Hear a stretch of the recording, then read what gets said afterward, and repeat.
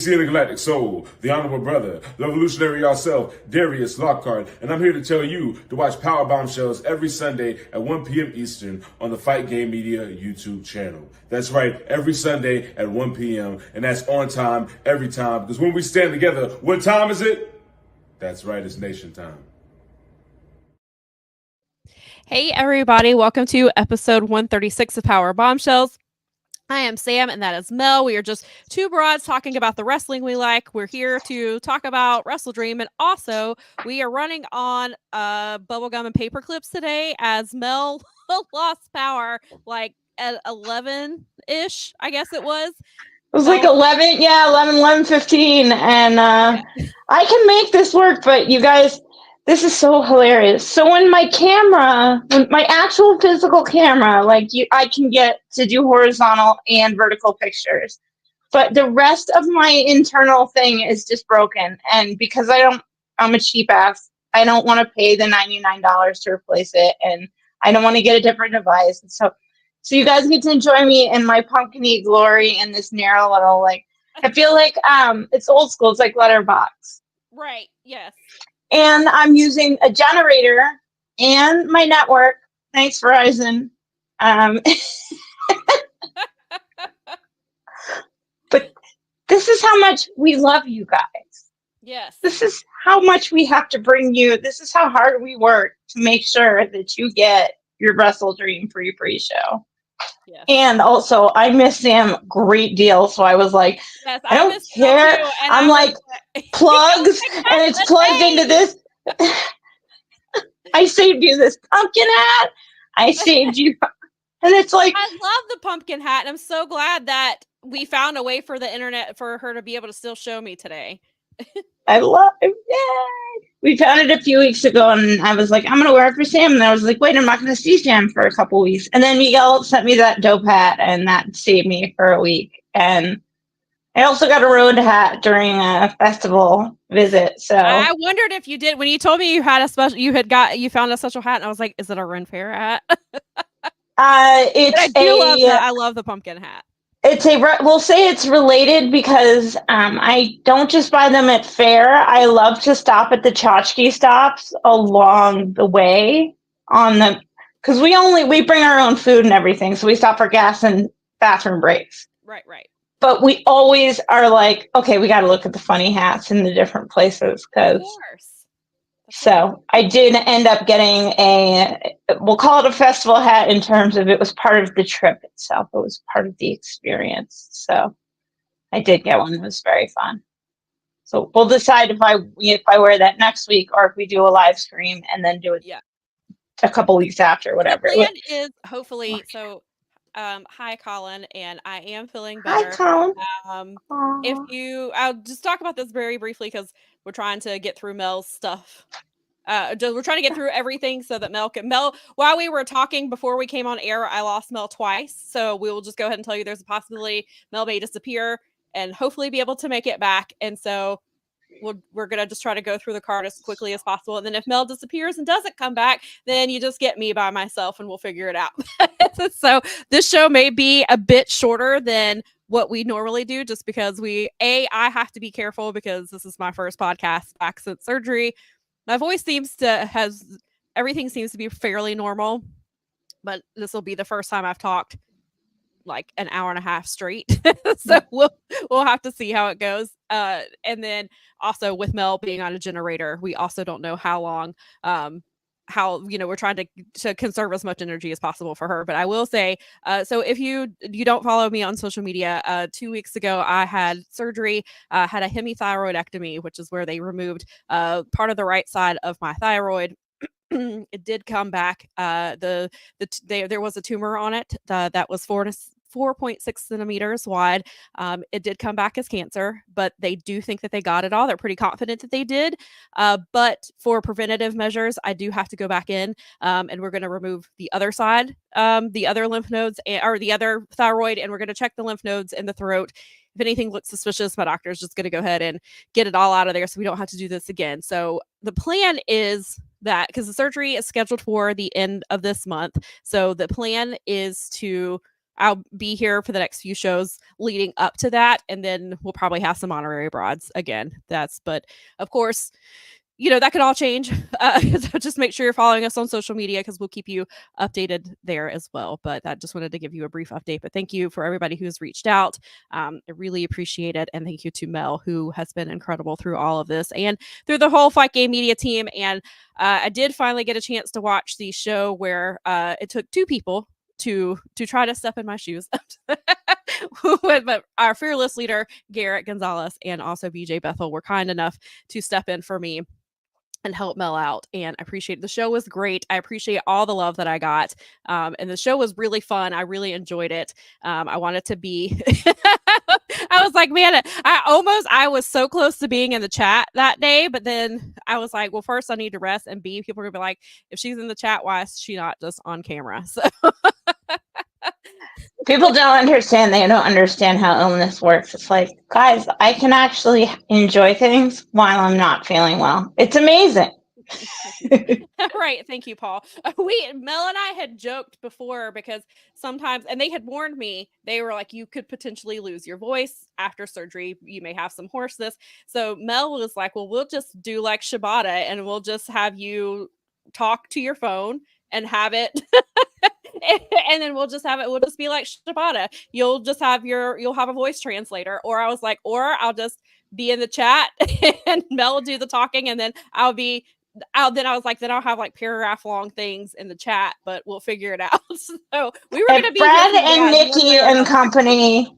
If Brad and Nikki and company can host from the chat, then you can most certainly pull off the Shibata thing. I mean, it would be a way of enjoying a stupid situation. And like, I mean, we're very creative. I will find ways, and we have a lot of awesome, supportive, it was like, for me, obviously it's your story to tell. I'm glad that people are giving you the love that you deserve, because, that's what I was hoping was happening. And again, I just wanted to make a show that I knew that would make you feel happy and have fun with. And those guys are great. And we had good conversations while also having a good show. And we are like super lucky broads. We have a great community and a great platform, and a guy that started it all, fortunately, just was like, yeah, no problem, of course. And I was very excited to have that hat and be able to have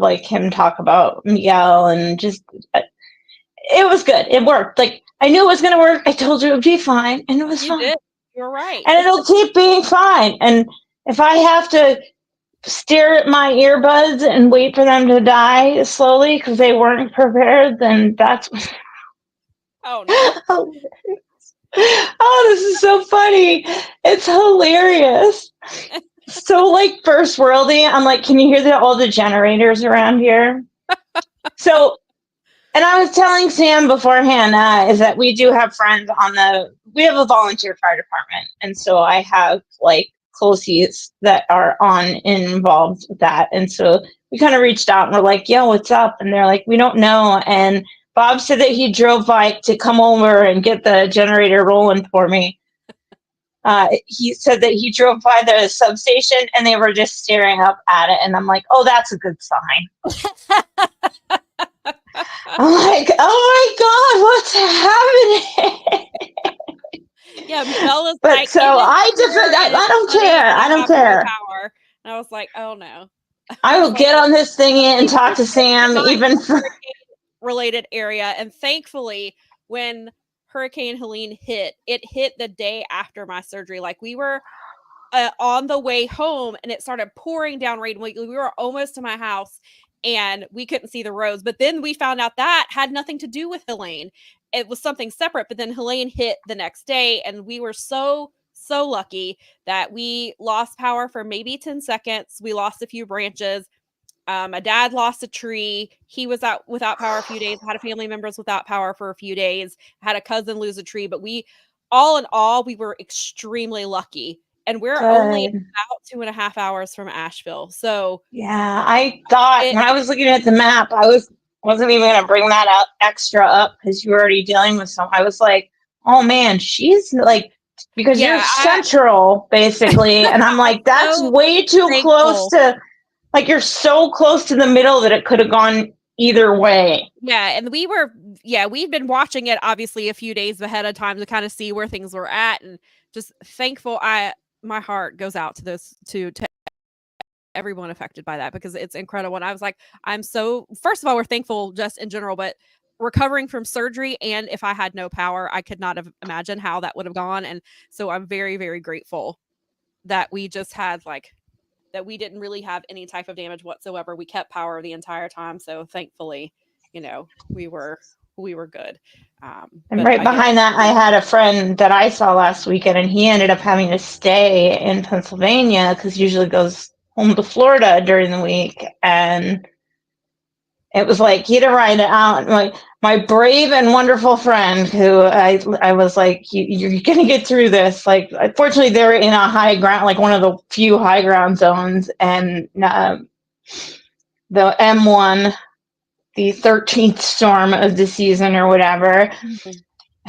Just Milton decided to, it wasn't great, but it could have been a lot worse, and everyone got very lucky. And so it was like you guys and then them, and I was like, enough already.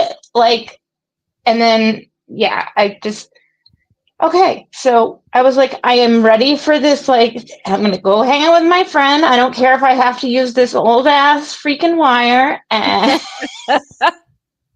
we're making it. You are not getting in the way of my fun. Dang it. That's so, right. Yes. Exactly.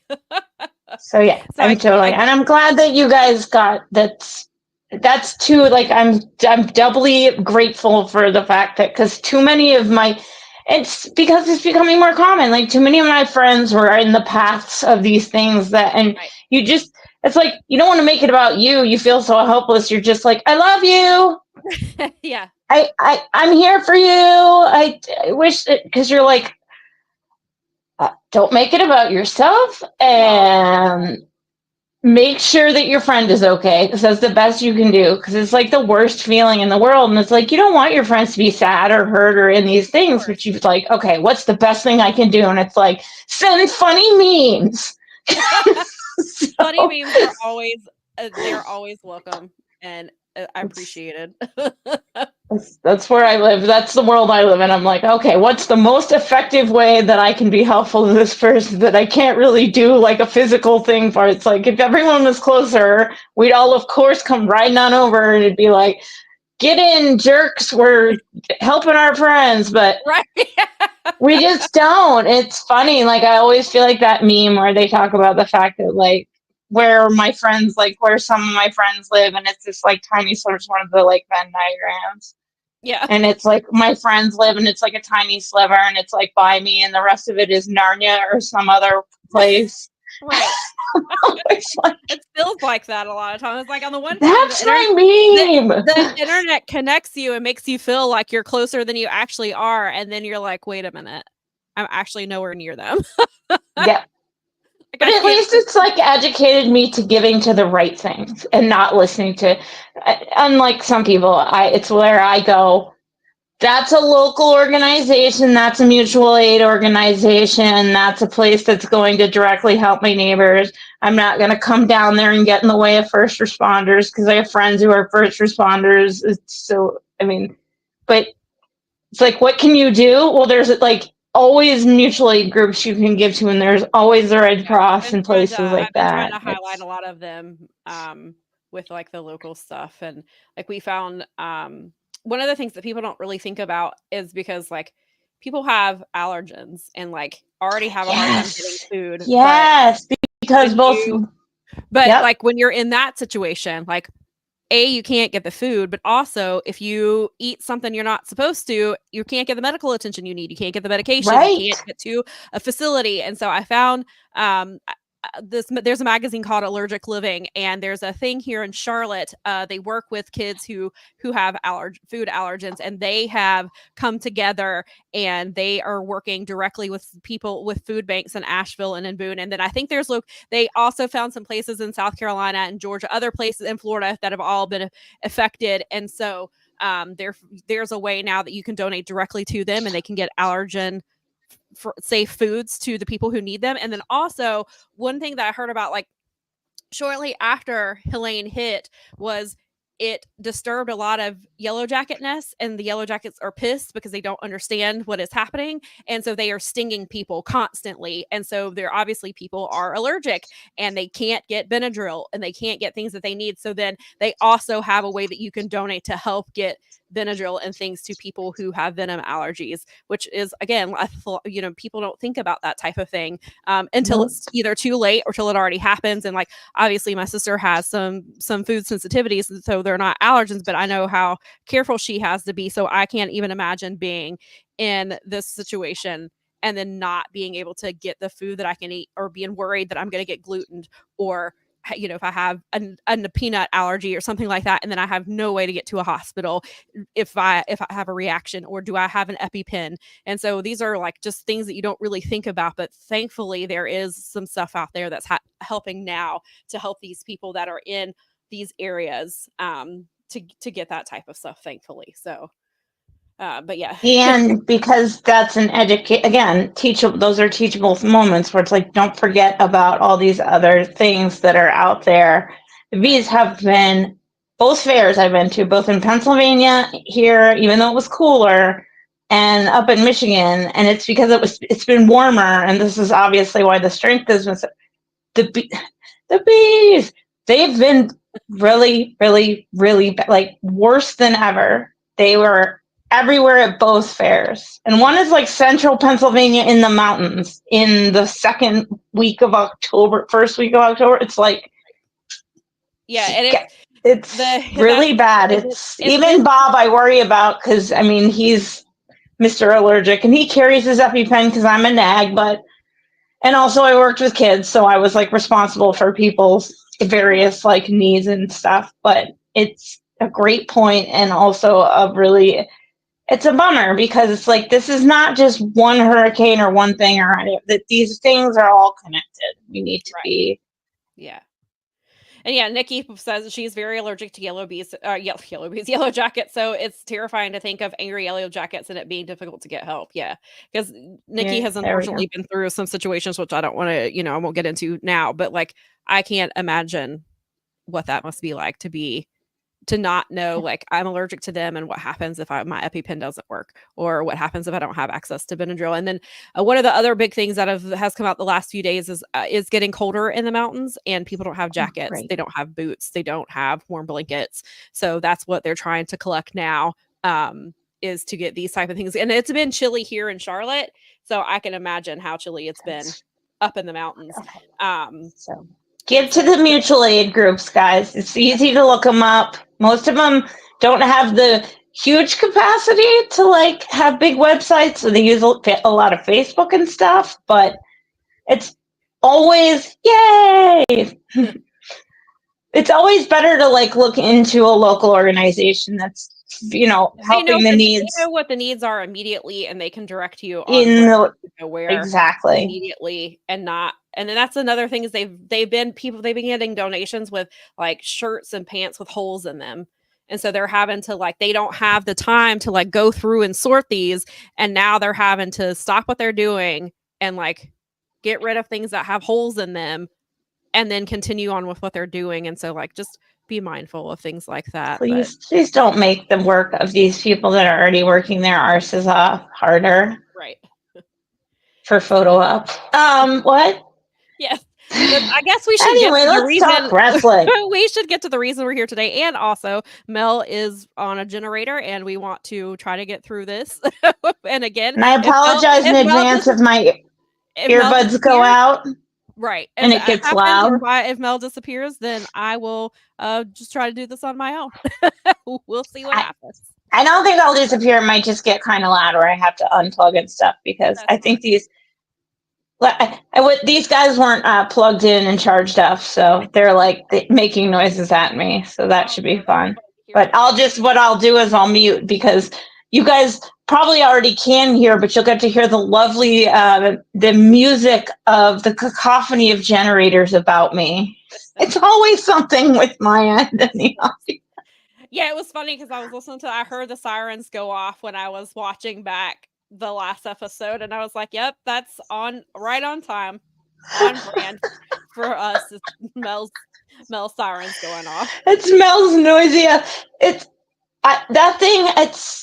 It's now 3 different podcasts. So it's actually, if you think about it in continuity, it's an ongoing gimmick that I have. That is true. So I sort of kind of have to have it. Yeah. It's like, here I have a hat in the noise. Like on my first podcast, it was like just the noise. So they thought the joke was that I lived in Silent Hill. So, well, thankfully you do not. There's been some moments I'm not sure. I mean, maybe you have. Maybe that's why you're on a generator today.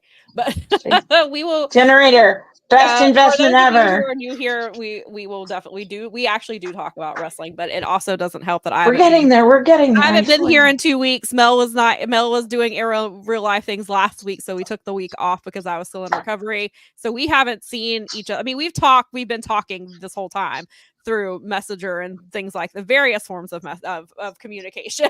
But this is the first time we've seen each other since episode 134.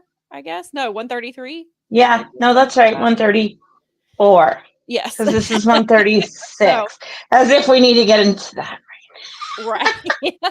Right. But yes, we will get on with it. So thank you for being patient while we do this. All right. I'm going to be running the slideshow today. So let's see here. I want you. Yeah. All right. Where's our... Woo. Okay, it's taking up. Wait a minute. I don't want to take up the whole thing. Here we go. Okay, there we go. You got to use the little drop down. As far as I know, these are the only 2 matches announced for 0 Hour that I have seen. I don't know. Of course, it's Tony, and I expect at least 1 more match to be added, potentially a 4th one. I also know that they're dealing with Hurricane. Milton kept people from getting where they need to be. I know Amanda Huber said yesterday that she missed her flight. Because she was waiting in 45-minute gas lines at Costco, and so she missed her flight. And so I know they're still dealing with that type of stuff. So maybe we'll just be 2 matches. We shall see. But the pre-show, or we're the pre-show. The pre-show 0 Hour starts, I believe at 6:30 Eastern time is what they've got. And then, of course, the main card's at 8. So for some reason, unbeknownst to us, we know Tony likes to book ROH matches on main card. And for some reason, this match is the one that made it through. For the ROH World TV Championship, it is Atlantis Jr. versus Brian Cage. I was like, I guess because I cover ROH, I'll talk about it a little bit more. This just match kind of came about like recently. They're not feuding or anything like that. Brian Cage is still, as much as he's on AEW television, he's still very prominent on Honor Club. Atlantis Jr. he's defended his title like 3 times, I think.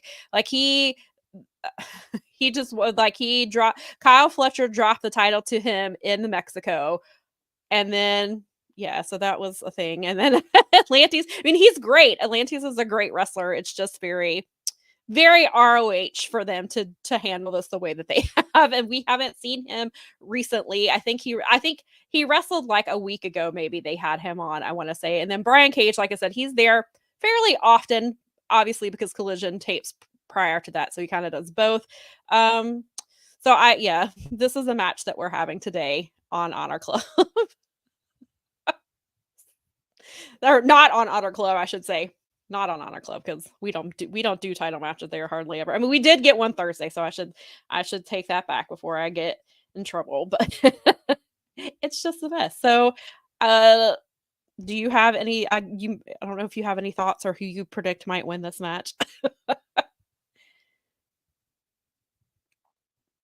I think we've lost your audio. I have to unmute.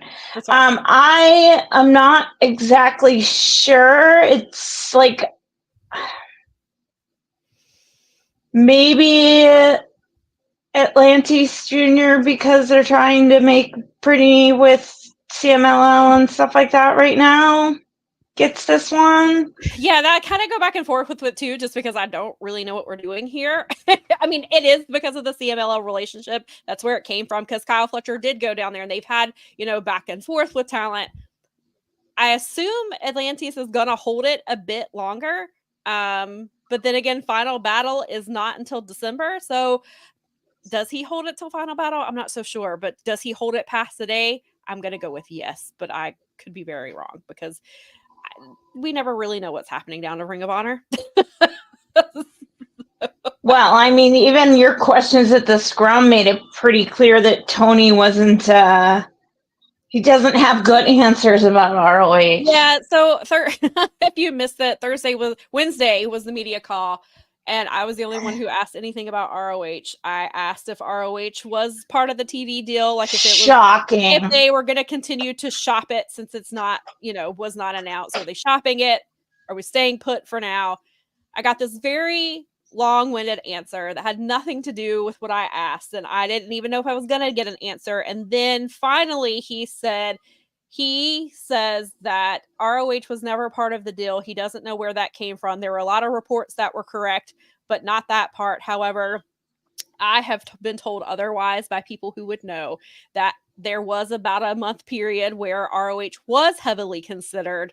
And then for whatever reason, it didn't work out. They weren't interested, probably because of the current product, but that's a whole other episode that I could get into. But as of now, it seems like ROH is staying. And he did also say that the next big thing is media rights still for the international stuff. So it sounds like ROH getting them on TV is not even a top priority at the moment. The next thing is getting international rights. And so we'll just the 12 of us will just be watching Honor Club.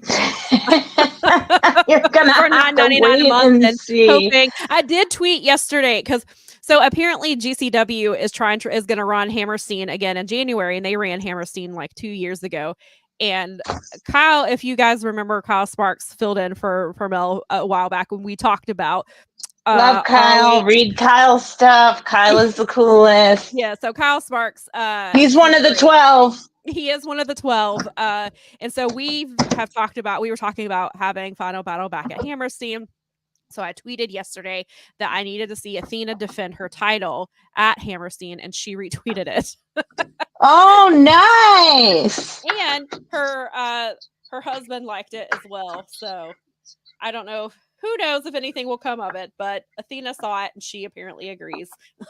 So as she should, because Athena's awesome. I'm not disappeared. I'm just fixing the that's fine. Well, wait, we got a couple comments and then we'll switch to the next match. So USDA guy asks, the $1 million question is, will Tony fly out Inoki relatives for an honor session this year? I would hope so, because that's what this whole thing. And he did talk about Antonio Inoki on Thursday or Wednesday. We usually have media calls on Thursdays. On Wednesday, and he did say that everything's messed up because of that stupid quack. So he was saying that he wanted obviously to honor Antonio Inoki. He was like, you can't have, there is no New Japan without him. You don't even have the foundation of AEW without Antonio Inoki's influence. So hopefully he will fly somebody out. I guess we shall see. Oh, that's nice. Hassan says that today is his mom's birthday. Well, happy birthday to your mom. Happy birthday, Mom. Yes. All right. So are you good to go for the next match? I am ready. Okay. I'm actually, I think that the power is coming back on here slowly. So lucky us. Lucky. Which is what we joked about. Mel was like, the power is going to come on at like 106. I was off by couple 20 minutes here. So. Yeah, there we go. Yeah, so this match was added last night during Rampage. Anna Jay is back from her excursion to Stardom, which apparently went very well from what I'm told. I believe Brad had seen some of her matches and had good things to say. Even while Ospreay has commented about like even she moves her feet faster than she was before, and how he's excited to see how she continues to grow. Harley Cameron has really picked up the ball. Like I did not expect to see what we're seeing from her. She is a lot more. She's very quick. Like it seems like she just takes like a sponge. And from what I or take things as like she just accelerates very easily. And if I may be incorrect in this, but I believe that I read that when she was in WWE, she never had one match. I mean, maybe like looped like house show matches, but she was never on TV. But from what I understand, she had 0 matches when she was in WWE. I believe she did the indies before that, but still, so she's only, and I think in AEW, she's only had maybe 30 matches. It was a really low number, which is just crazy how quickly she seems to have picked up. She's very funny. I hope they get her away from Saraya as soon as possible. Me too. I like her a lot. I think that she outshines Saraya. She highlights all the things that we talk about with Saraya not kind of fitting in with the women's division is that Harley does. She wrestled like Mariah May or somebody not too long ago even. It wasn't like a huge deal. It was on like Collision or Rampage, but right.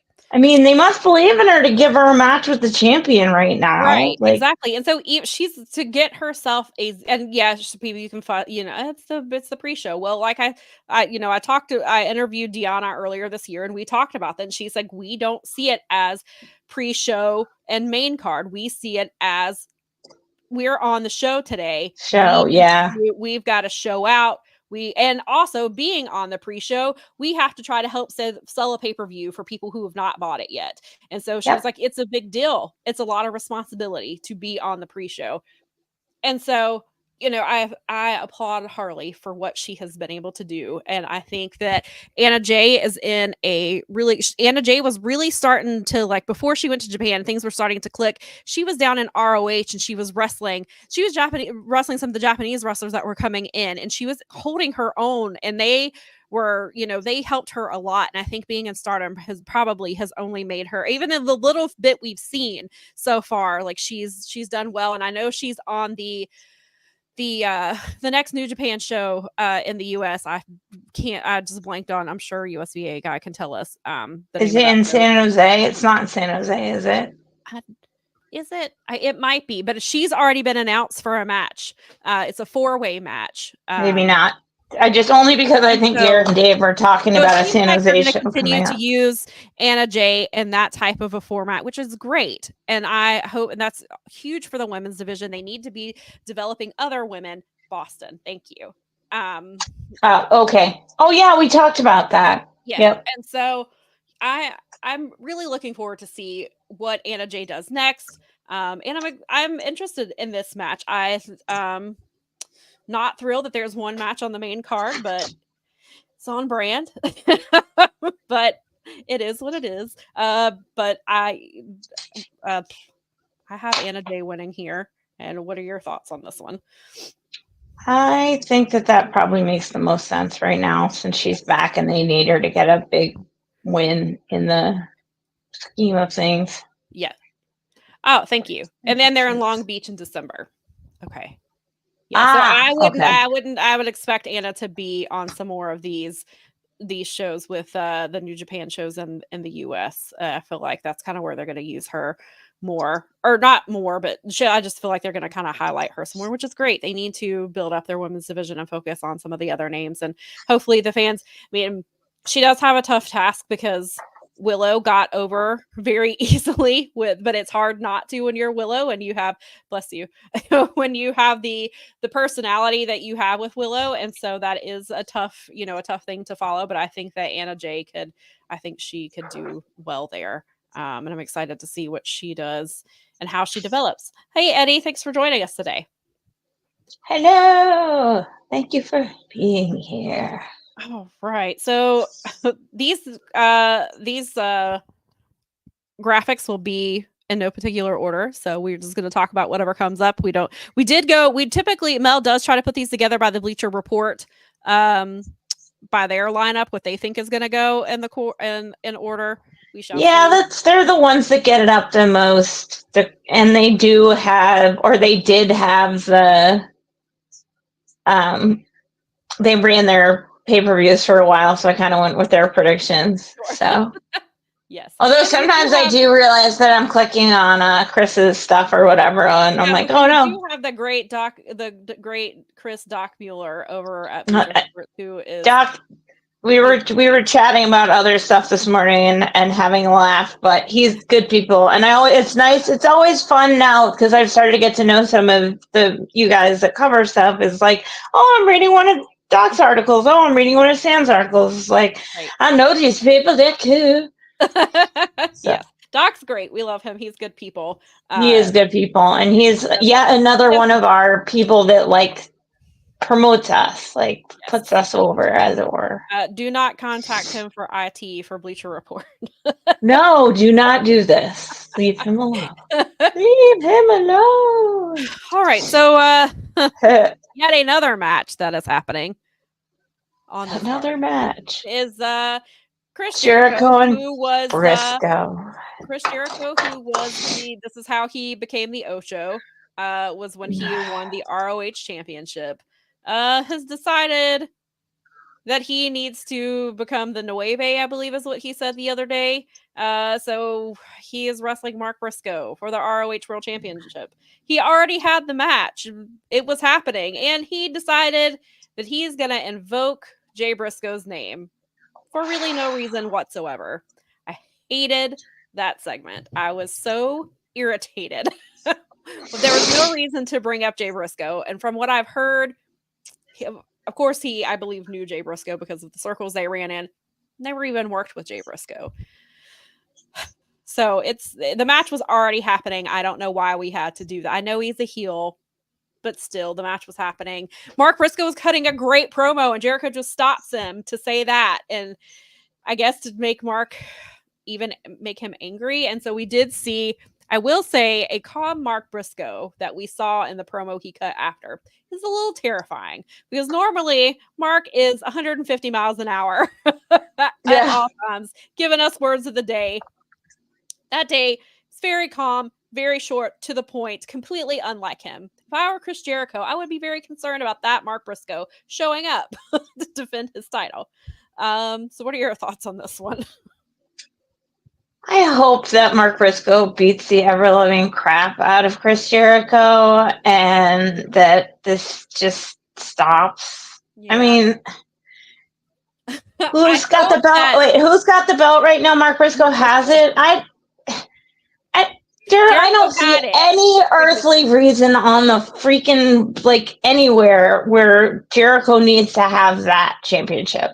What Jericho purpose does it serve? He's already had it. That's how he got to be the Ocho. It was a title he had never held. He's held titles and, he's held titles. I know what they were doing. I mean, I get it. And I'm sure, at the time that it happened, I was not against it completely. But this was also before we had just Jericho overload. And so now Jericho's won a title in every promotion he's been in.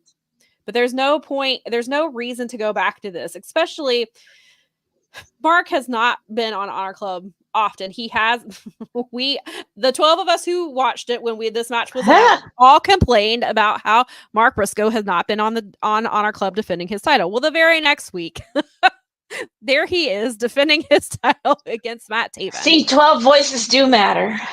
Then he had a proving ground match this week that he won. And so he's been on Honor Club twice, and now he has this match.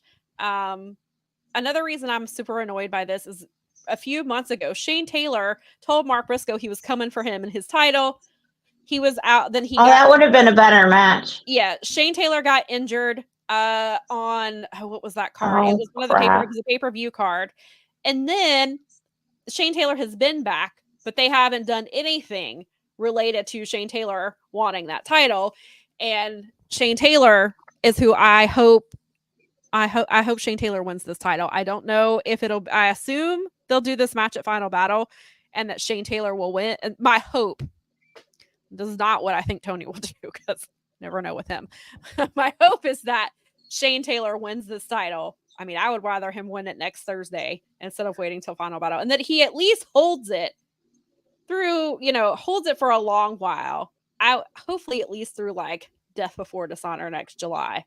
Like, I want Shane Taylor to get a good title run. He deserves it. He's a champion who is on Honor Club, or a wrestler who's on Honor Club a lot, but we've seen him on Collision, and we know how Tony books champions, so it's not a guarantee that he'll be on Honor Club if he wins the title. Regardless, I want Shane Taylor to be the one to dethrone Mark Briscoe, especially with Mark Briscoe's history with ROH.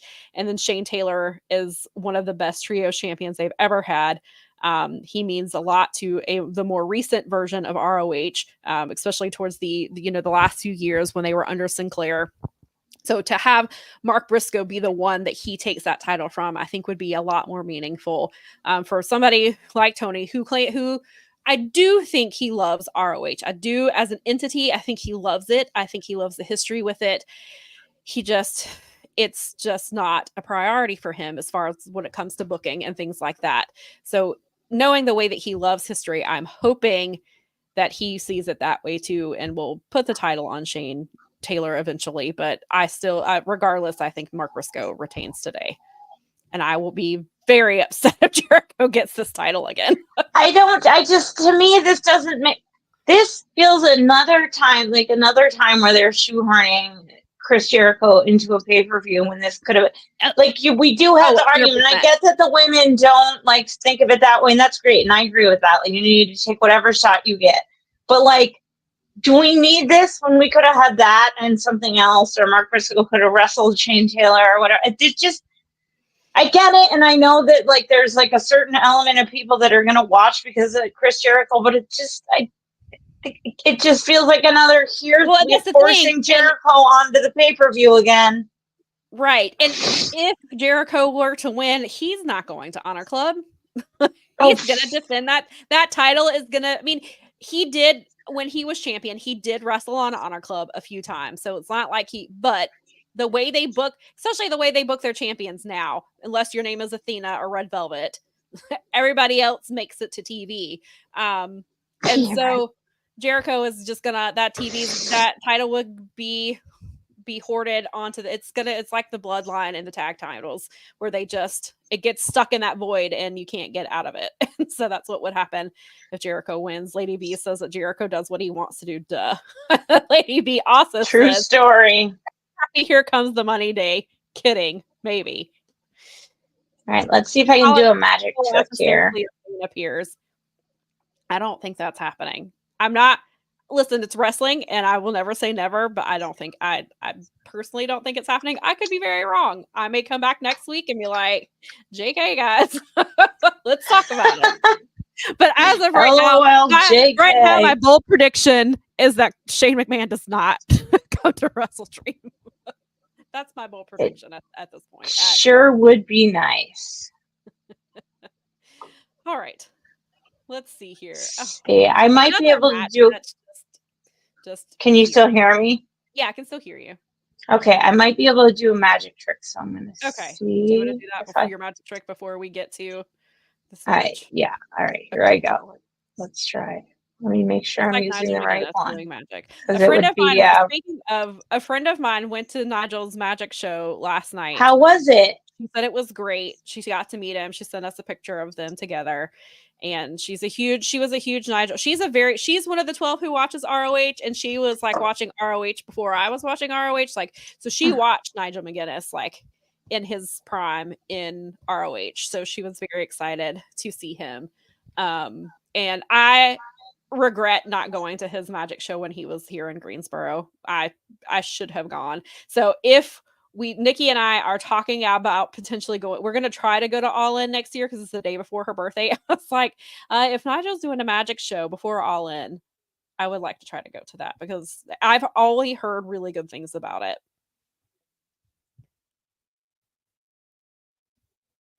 We cannot hear you. It seems like something that would be really fun. Yeah, she said it was great, and I'm leaving this. Okay, should stay. She's gonna Nigel McGuinness this. Let's see. Let's see if I'm a better magic trick than him. Hang on. Where are they? Nope. Hang on. I feel like we need some music. Well, I always do sound effects. All right, let me see. Ooh.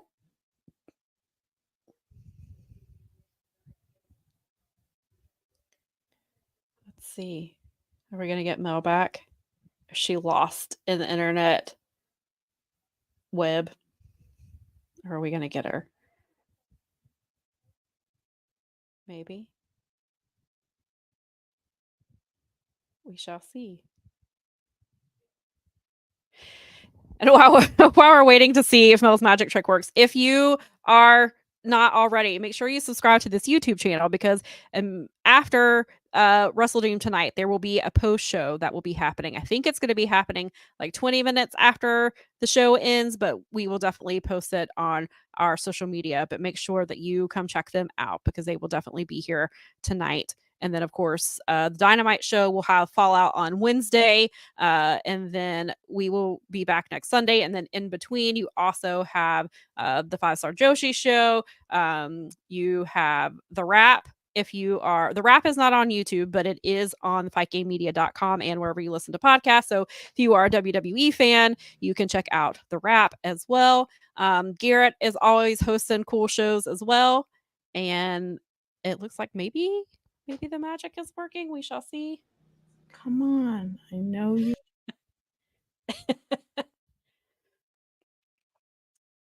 Maybe Nigel is a little bit better of a magician. We'll see here. I don't know if you can hear me. We can hear you, which will work if we have to just do it by audio. We can do this. I will work this part out, but we can keep talking. So you can talk to my avatar now, which is nice. Okay. Well, I'll talk to your avatar now. So even though it's that avatar, because that's so silly. I appreciate that. Nikki said a throwback for Santa. I wanted to drop an S in the chat for you. I will accept S's in the chat. Even if me and you are the only one who gets S's in the chat. All right. I was going to talk about this match, but it seems like we have lost Mel again. Oh, nope, are you back? The camera does not want to start. It's like, nope, I don't like you. Okay. Well, I can just talk to your avatar. That's fine. I'm such an Abby now, but it's better than what we were doing before, because my earbuds were dying. So. Oh no. So are you good now? I'm good. Let's go. Okay. Yeah, so screwing me up. Okay, the next match here is Darby Allin versus Brody King. Darby Allin was supposed to be wrestling Bryan Danielson for the World Championship, but Jon Moxley is a bully now, and he runs things, and he demanded a title shot. Or not a title shot. He demanded that Darby give him his spot, and Darby said no. And then they had a match for it at Grand Slam, which left Bryan Danielson open to wrestle Nigel McGuinness in a really great match. And Jon Moxley, of course, won because he has declared war apparently on, I guess, the AEW originals, it seems like, because his faction is now it's him, Marina, Claudio, and Pac, which of course is the Pac-Pool Combat Club. They're trying to get Yuta. Maybe Yuta joins them. So far, he has not. And then they're going after pillars and people who have been in AEW since the beginning, even though Jon Moxley has also been in AEW since the beginning. But they're all, I don't know if it's on purpose that they're all former WWE wrestlers, or if it's just a coincidence that John's group is all former WWE wrestlers. Obviously Danielson was as well, but they're going after like Dark Order. They've been kind of setting their sights on there's the Outrunners that they attacked like backstage, so they do seem to be setting their sights on the AEW original. So it'll be interesting to see how that plays out, and we'll get to Moxley's match later, but this is how we got here. So Darby, being a former TNT champion, is used to open challenges. So he issued one. And instead of waiting until tonight to see who was going to answer that, they did it last week on Collision. And nobody came out. And Darby's like, yeah, that's what I thought. Nobody has the balls to step up in the back to me. And so, yeah, so of course, doing what babyface wrestlers do, he walks up the ramp back to the entrance facing the crowd, and here comes Brody King, who is his number one arch nemesis. And Brody King has thrown him through tables at merch signings. He has thrown him off of a stage at a concert. He just has it out for Darby, and so he was the one who decided to come through and answer Darby's challenge, which is how we got here tonight. So, what are your thoughts on this match? Let's see. I think since Darby's home and probably needs a big monster, literally and figuratively monster win here. Yeah. I think he's probably going to make this one. I think that there's a big conversation between some of the old-minded people that he can't be the next guy and some of the newer-minded people who are like, well, why not? And I think this is the kind of win that puts him in contention for having the real conversation. Plus, he's home. Yeah. I mean, these graphics were fun for me because my screensaver on my phone is actually Mount Rainier also. So I recognize the mountain in the background like I was like, oh, look, they're doing Pacific Northwesty things. Right. He's got to be, with the way things are going to probably end up with some of the other things, he seems like the homer that's most likely to take home a win in my mind for this one. I would agree with that. I mean, personally, I would like to see Brody King win this just because I would too. Because he's that guy who is money. He is the best. I feel like he never doesn't show up. Right. Agreed. Yeah. When Brody's out there, you know that he's gonna go out there and he's gonna give 110%. He's gonna have great matches, and of course, I enjoy him in trios matches and I enjoy him in tag matches, but I love him in singles matches, and I'm always happy to see him get those. He's so fun. I want Brody to win, but I know that Darby is the one who will win. Obviously, he's the hometown favorite. He got his match stolen from him. So, and again, he's a pillar. He seems like whatever is happening with him is gonna fit into Jon Moxley's war that he has waged on AEW. So, I think it's an easy win. Not an easy win for Darby because I think Brody's gonna make it hard, but I think it's easy to say that Darby will win this match. Yeah, it just feels like this is the one that's out of everybody, like, and he needs it. Yeah, like it'll be good though because Brody will come to play and it will be awesome. Yeah, this might be one of the kind of like sleep. I know we'll talk about it, but this might be a sleepy. Yeah, it could be. Yeah, and so we have Hassan and Robert have joined us in the chat. They said hello to everybody. They're excited for Wrestle Dream. Robert says that he senses the presence of Shane McMahon. If he's there, he better stay in the back and mind his business. I really don't need that in my life. And again, I am saying this as somebody who loves Shane McMahon and has loved him for a very long time. Well, and I mean, even if you watch the documentary, it's like you have some empathy for the kid, for better or worse. Like you're trying, but it's just not the right. No, again, like I said, when we don't know started, stuff with his dad is gonna play out. Yeah, we don't. I know they just made a big deal, and they can be like, we don't have to care, but still, you don't need the stink of that on you. Nah, this is not it. No, stay in the back. Just don't. All right. So this is an interesting match. We have the TNT Championship. Jack Perry is defending it against the wrestler Katsuyori Shibata, and Shibata, Jack Perry cut quite an interesting promo this week on Shibata, putting him over for all kinds of things, along with his wrestling. Decided to say that Shibata had a damn turkey leg in his trunks. Oh my God. How unfair. Listening to the rest of the promo after that because I could not stop laughing. I was just like, what is happening? That's particularly funny to someone who goes to Ren fairs, even though I never eat the turkey legs. I'm sure because they're super poisonous. Like that's like the worst thing you can eat at fair. I know they're like the biggest gimmick at fair for food, but like don't eat the turkey legs. This is like 101, fair 101, folks, from your friendly neighborhood hardcore Rennie. don't eat the turkey legs. They're never fully cooked properly. It's just, that's the worst thing you can eat at fair. I know it seems like fun. Plus, way messier than you think, especially when you're all dressed up. Right. Yes. So there was that. But I did get, that was particularly like, yes. Yeah, and it's funny. Well, I don't even know if I will not. I'll just save that for off air. Where I was going to go with that. Let's save that for a conversation off air. But anyway, this is the match we have for the TNT Championship. I would agree with Robert that Jack Perry is better now than he was a year ago. Yeah. He has definitely improved. He's definitely still has some of that House of Torture stink on him a little bit, but he's making them proud, I think. Nikki said when we watch ROH later, Shibata's music hit, and Nikki was like, "Here comes old turkey leg." Can confirm. I love you too. Do you understand that I call Wrestle Dynasty now? Good. I'm glad that you do.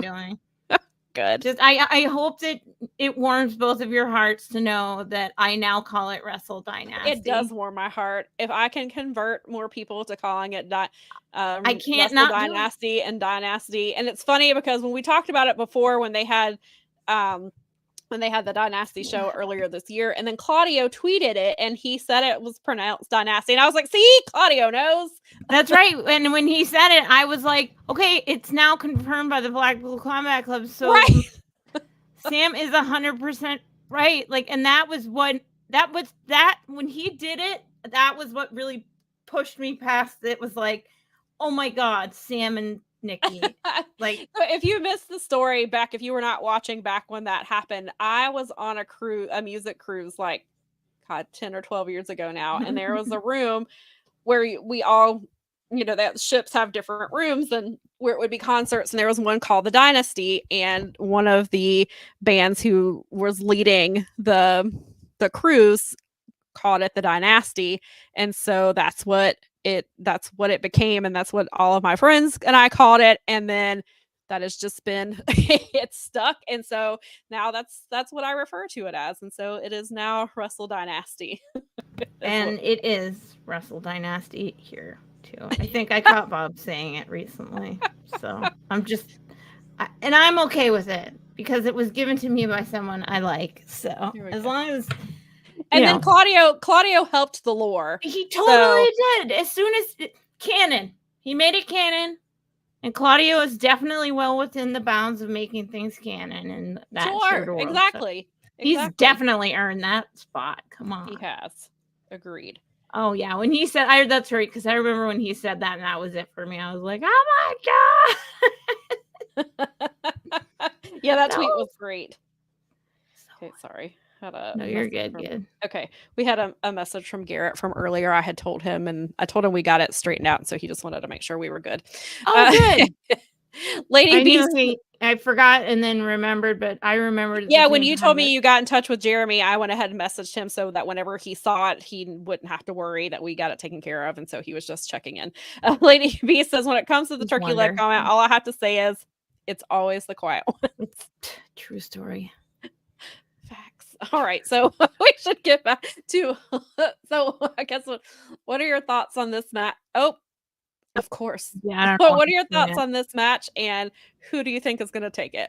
Ooh, okay, so I'm going to give this one to Jack Perry because I think that his character progression kind of calls for like where he's going, and like everyone was saying in the comments, he is starting to really.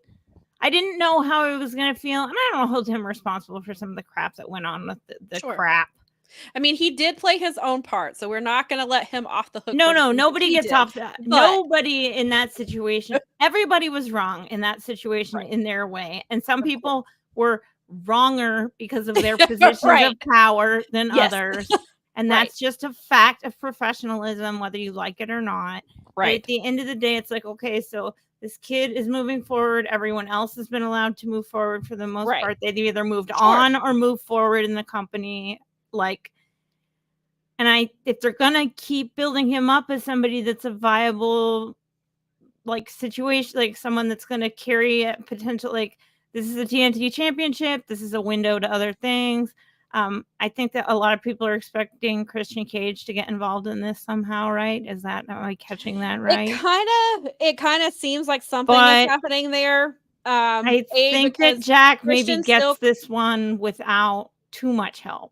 Yeah, Christian is still calling himself the greatest TNT champion or whatever it is that he like the great what is it the greatest rating. I can't remember. He's got some really long name for it, but basically he says he's the greatest TNT champion ever, and he will be the greatest world champion ever because he still has that contract that he can cash in for a title shot that he won at All In.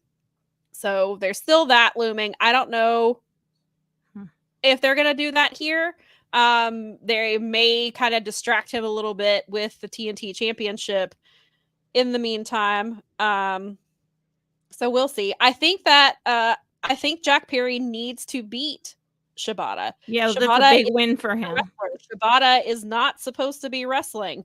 We thought his career ended several years ago, and he should not be here. And he is still one of the greatest to do it. Jack Perry needs to beat Shibata. Agree. You have Shibata lose on a show that's honoring Antonio Inoki? Ooh, that's a good point. I didn't think about it till just now. I can't believe you just said that. Well, that kind of now that I have said that, kind of right. That's a really good point. I didn't think about it until literally just now. Stupid wrestle nerderies. They keep the wrestle storyline nerd neurons keep rolling. Gosh. Storyline wise, Jack Perry needs to win. He needs to beat Katsuyori Shibata. Maybe that's even more significant. I mean, maybe that they're playing that up. Right. Beating him on an Antonio Inoki tribute show would be massive. Especially if he's going to be involved more, if he's still going to be involved with New Japan. I could see, I'm sure he's going to be on the Wrestle Dynasty show, given his, that he was there for a bit. I still, even though it's hard to have Shibata lose on an Antonio Inoki tribute show, I think, like you said, it adds even more to Jack Perry beating him. And my original thought that I have talked about several times is that I thought that the Elite were going to hold their titles all until World's End and then start the new year fresh with new champions. But then we have another match that's coming up later that's made me kind of question that. But and that's another reason I feel like Jack Perry is going to retain, because if this tracks and the Elite, when if they're going to hold the titles through the end of the year and then go into the new year with some fresh stuff, I could see Jack winning here as well. But that theory may not hold up anymore, but we'll get to that when that match comes up. But yeah, I still go with Jack Perry here, even though I would not be surprised if Shibata wins at an Antonio Inoki memorial, not a memorial. It does make sense, but it also does make the win a little bit more right. meaningful. Agreed. So I'm gonna stick with it and say that. Yeah, I'm sticking with Jack. I mean, he kind of has to win this one. Like, this is one of those where it kind of seems like natural progression is for him to overcome this and then move on to the next thing. Yeah. Robert makes a good point that Kip Sabian won't let Christian cash in later tonight, which I think I'm so glad that they were using Kip. Finally. It's about time. And now we have his wife back. We have Penelope Ford return this week, which was unexpected. She returned Wednesday night, which I wasn't sure what was happening. She has, if you were not familiar, she last year, was it last year? Maybe even longer ago than that. She had a miscarriage and was taking time to heal. I don't know if she had any other setbacks between now and then. I was a little surprised that she got cleared before Ty Mello got cleared, because Ty has been working her way back, but then Sammy suffered a concussion at ROH tapings last week. So I don't know if they're going to hold her off because they have a child, and not that Sammy can't take care of his kid with a concussion, but obviously, there's a lot going on there that changes kind of that dynamic. So perhaps they're holding Ty off of TV and they had Penelope come back instead, or maybe Penelope was always planned. I'm glad to see her back in the mix. I hope that they have something fun for her. I don't really like her being associated with Saraya. I don't know if she's going to be part of I don't know if she's going to be part of Saraya's group or if that she was just using that as an in to come back, but I don't really like her as part of the Outcasts if that's where they're going with it. But they need something for Penelope to do, and maybe that's a way to reintroduce her to the fans or reintroduce her to fans who were not watching prior when she was here, because she's an AEW original. She was one of the first women signed. She's been part of the foundation of the women's division, but she has been gone for a really long time. And so hopefully, she's going to we'll see how she reintroduces herself to the women's division and to AEW, and to see how this progresses with Kip. But like I said, I'm glad that they're finally utilizing Kip. And yes, I knew that Ty had been cleared, but I don't know if now that he has at the ROH tapings last week, he suffered a concussion when he the way he fell, he dropped really weird and it gave him a concussion. So I don't know if that holds, if that's going to make Ty not be able to come back soon, because she's got, she's dealing with him and they've got a child and things like that. That may push how they're doing things, but we'll see how that turns out. Let's see here. So this match, we have the AEW International Championship. Will Ospreay is defending his title against his longtime rival and good friend Ricochet, and his nemesis, who is also in the Don Callis family with him, Konosuke Takeshita. This match came about kind of surprisingly. We had Ospreay versus Ricochet. They recreated a lot of the moments from their viral match from New Japan's BOSJ. And then time ran out and they didn't have a clear winner. We were going to get a few more minutes, and then Takeshita came in, and Takeshita took them both out. And so Takeshita has inserted himself into this match. Don Callis has been kind of controlling things with Takeshita. Takeshita seems to be the only one who listens to Don Callis. Nobody else does. So, and then we have Will Ospreay, who basically said he was done with the Don Callis family as of this week. And so that'll be interesting to see how that plays out. There's also a trade between the Don Callis family and Jake Roberts. Jake Roberts has the new version of LFI, which is Rush, Jarlisico, and Beast Mortos. And then in return, the Don Callis family received Lance Archer. So, and Tony said on the media call that when back in the day, trades between managers used to happen all the time. He says it's kind of a lost art, and he thinks both managers can maybe send these people on. Lance Archer did have some success with Jake Roberts, but we know what kind of Don Callis goes back. He had some stuff that he was doing in New Japan. Lance Archer really reinvented himself in New Japan. So the hope from Tony's point of view is that Don Callis brings out even more of that version of Lance Archer here. And then Jake Roberts has led many groups and has been led a lot of factions. So should be interesting to see how that plays out and if any of that comes into play tonight with this match. So what are your thoughts on this one? So Will has been breaking away for a while, so he finally left, and God, I don't know. I think Will probably retains here. Yeah. But there's something's got to go on to move this story around so that we can decide who's going to be with who, and if Don Callis is even going to keep having a faction. And right.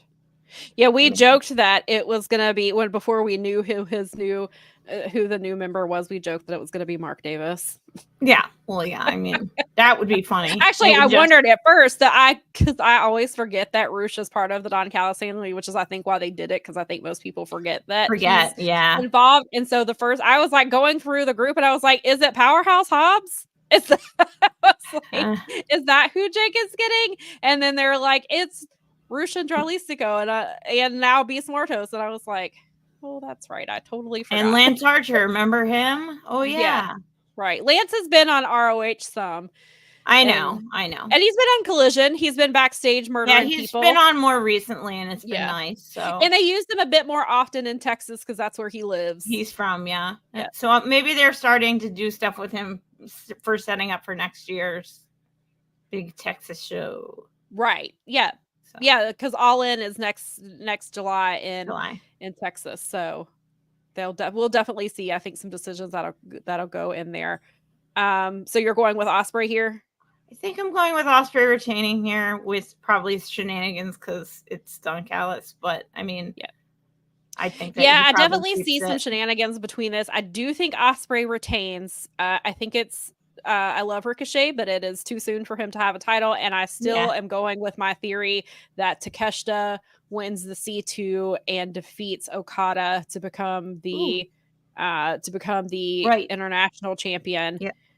And I had talked about it a few weeks ago because I thought maybe depending on when they ran it, I thought that he would do it at World's End. But then Jeremy made a really good point, and he thought it was going to happen at Wrestle Dynasty in the Tokyo Dome, which I am more inclined to think. That's a really great point, especially with Takeshita being in the mix. Yes, and Takeshita would just made that big impression in the G1. Huge. Here, they've got to follow up huge with him, and I feel like beating Okada doesn't get much bigger than beating Okada in the Tokyo Dome. Yeah.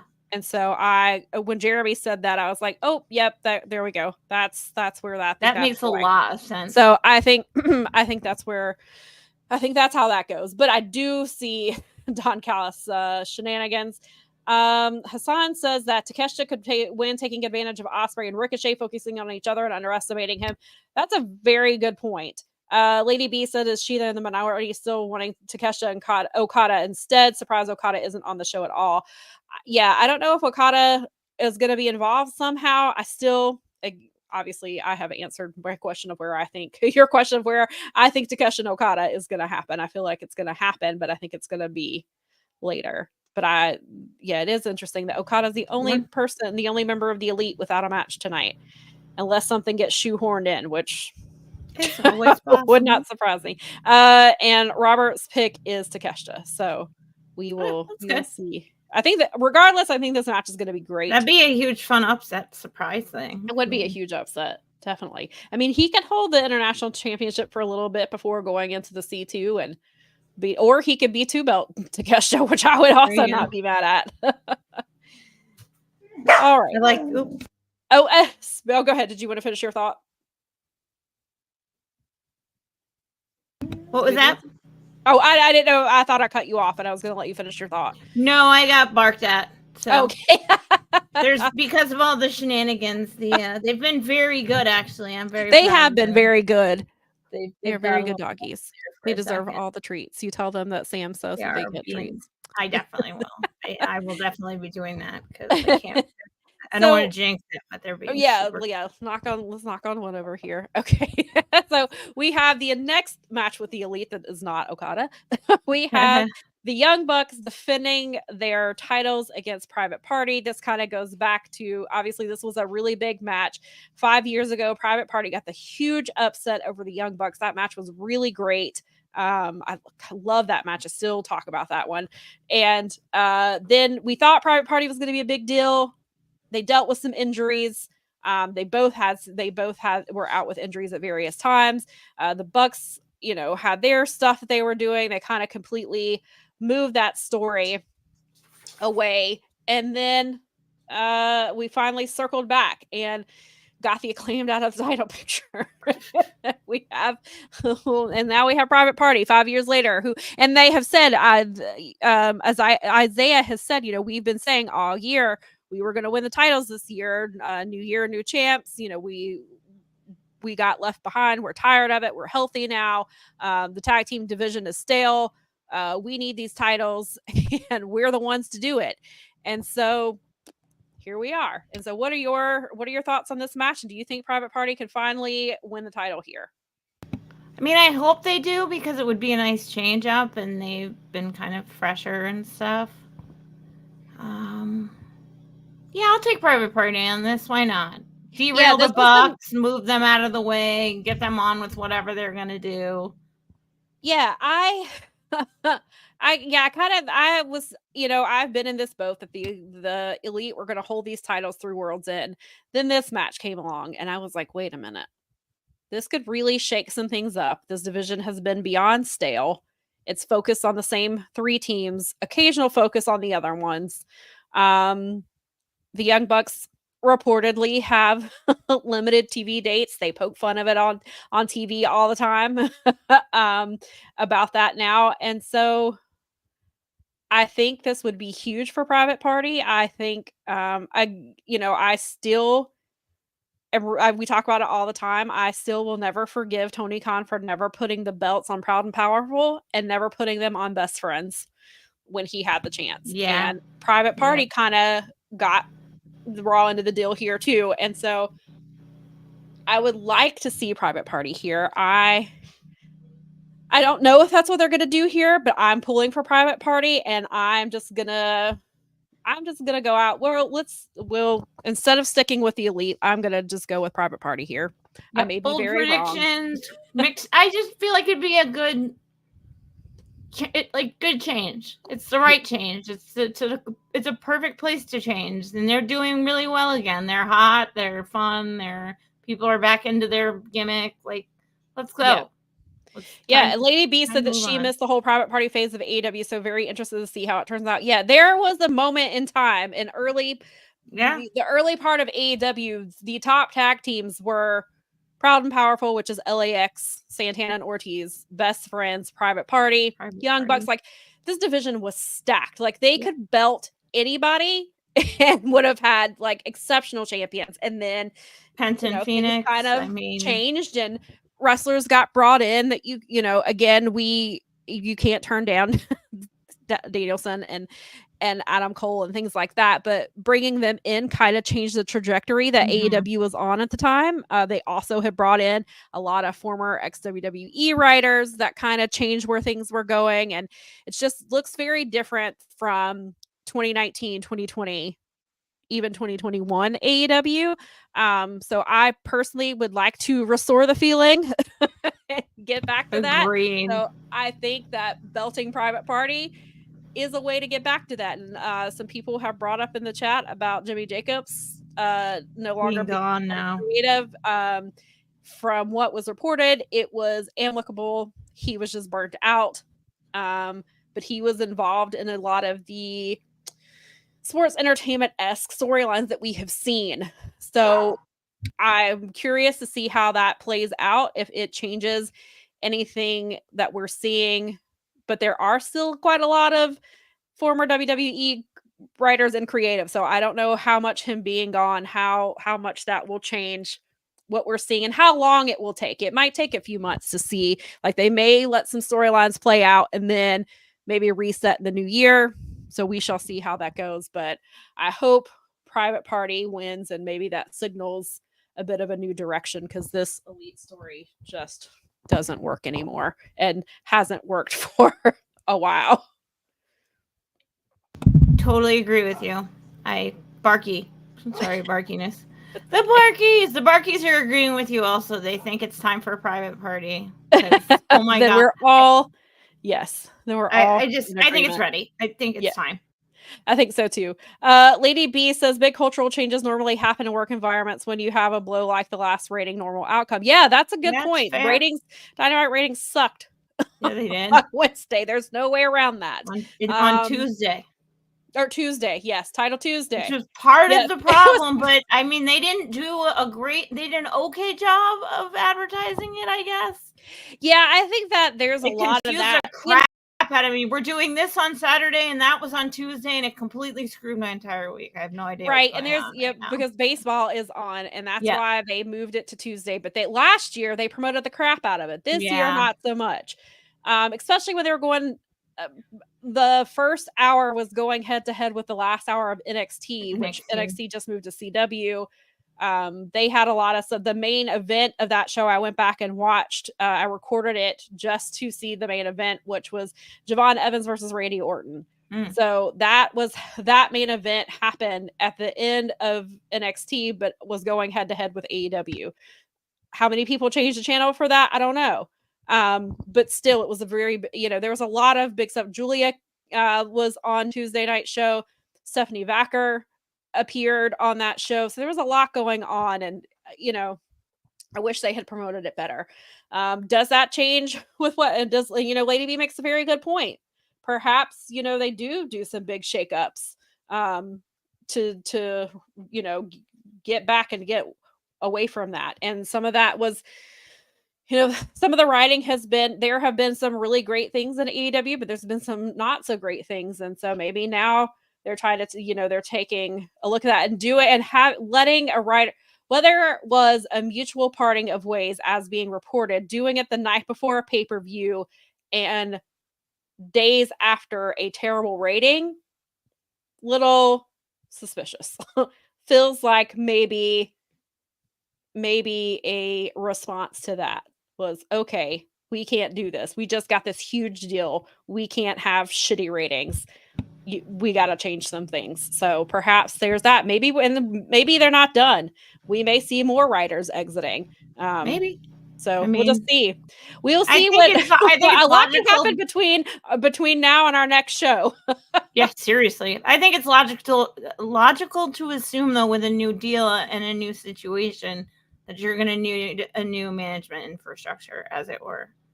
So that kind of matters. Right. And, Robert says he loves AEW, but the Civil War storyline fills it out after Blood and Guts. Yeah, there are a lot of things that they kept doing. Like you have the learning tree, which I have said several times. The learning tree they did that in Impact with Brian Myers. Jimmy Jacobs was in Impact at the time that happened. The rumor going around, again, I don't want to spread misinformation. The rumor going around is he is the one who was behind the learning tree segment stuff with Jericho. Which would not surprise me if he stole from himself. He did. People who are unoriginal are unoriginal. You know what I mean? Right. So he may have stolen from himself and, and done that. My creativity is the limit of my creativity. I have a thought. I was trying to decide if I should say, maybe I'll just save it for next week. Maybe we'll just. I had a thought about when I was thinking about it. Again, because some of the stuff I was reading today, I don't know how accurate they are, so I don't want to spread things that aren't true. But if one of the things I read is true, it makes me wonder if it is the reason certain wrestlers have not been on TV. We'll just leave it at that. And we will we'll talk about that some more. And Lady B said live attendance matters a little bit more than ratings in 2024 because people's viewing habits have changed so much. That's kind of the first red flag. Hope they improve in that area. Yeah, that's definitely something they've got to get back to is their ratings that used to be an early and it's long not been this way, but in early AEW shows sold out incredibly fast. Pay-per-views were selling out within hours. Regular Wednesday night shows were selling out. And of course, things change. The economy changes. People don't have the time and the money. And so, we get all that. Maybe they should try coming to Detroit instead of Toledo. Right. There's a lot of factors, but that is something I hope in 2025. And that's something that Jeff Jarrett was supposed to be helping with. I mean, he did have his connections to get them into certain places, which I think somebody pointed out that they thought that's what that was there for. But then you have Jeff Jarrett on TV. So but then they also brought in I just blanked on his name. They did bring in somebody from WWE recently. Is it Kosei? Is that how you pronounce his name? I believe that's it. But they brought him in recently and he's been doing a lot more of that as well and kind of, I guess, relieved Jeff Jarrett of his part of the duties, which allowed him to be on TV. Well, this is good. Hassan says that good news on attendance. Wrestle Dream broke last year's number. Well, that's a positive sign, especially with this very interesting card we have. I mean, that's a good wrestling area, so they should be able to fill that place. Yeah. I mean, or get close anyway. I mean, that's Seattle area is a good wrestling area right now. Yeah. I mean, Danielson's basically going to be at the top of the card, so sure, of course. Sense. And then we've got Swerve coming back in some sort of a capacity tonight. You have Darby Allin on the card, right? Got Yeah, so they are definitely making sure that the Washington State people get on this card, which is good. They should be doing that. And so now we move on to the lone women's match on the main card. We have Mariah May defending her AEW Women's World Championship against Willow Nightingale. Willow was originally supposed to wrestle Britt Baker on Tuesday. Britt Baker got strep throat. And so they had to quickly put something together. They put together a 4-way match involving former women's champions. It was Willow versus Nyla versus Jamie Hayter versus Saraya. Right. I believe that was the order. And so that's where we have Penelope come back. She got involved in this match. She kind of chased Jamie off. Saraya kind of focused on Nyla a little bit, and then it came down to so this match basically is a rematch of the Owen Cup final between Mariah and Willow. Mariah cut a really great promo talking about how if she did not exist, Willow would have won the Owen Cup this year. If she did not exist, she would probably be the women's champion right now. She would have gotten that shot at Toni Storm at All In had she not existed. And so she has said that she does exist and she is going to make her lose her smile. The promo was really great. Willow cut a really great promo. We had the really cool backstage segment where she just like wrecked Mariah. So I think this match is going to be really, really good. I'm really looking forward to this one. What are your thoughts here? I do too. Because I think both of these women, I mean, Mariah is doing, like, she's killing it right now. She's such a great champion. And I love the, I'm going to make you lose your smile, and Willow sort of countering about, like, you're not letting, like, that ain't happening. That's just not. I think that these two this could be one of the best matches on the card. I agree. I mean, for really real. These two are awesome. They've both been killing it. They're improving all the time. Like, they're leading the women's division. This is the one, and it's got to be the champion. But I think this could be up there. Maybe top 3, maybe best match of the night. I mean, it's going to be close. Yeah, I think they're definitely going to show out.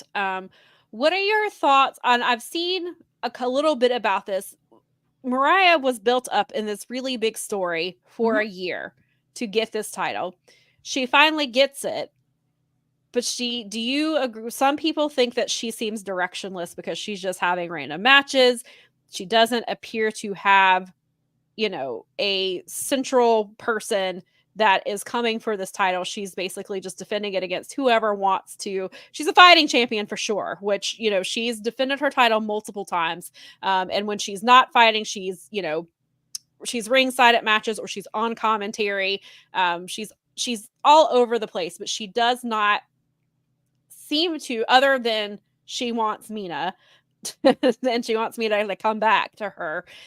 She doesn't really have like a central focus. Do you think that has harmed her in any way, or makes her?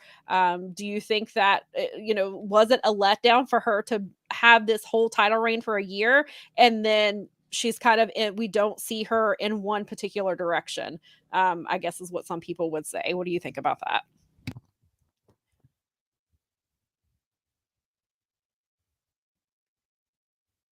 Are you still there? Sorry, I thought I was muted. Okay.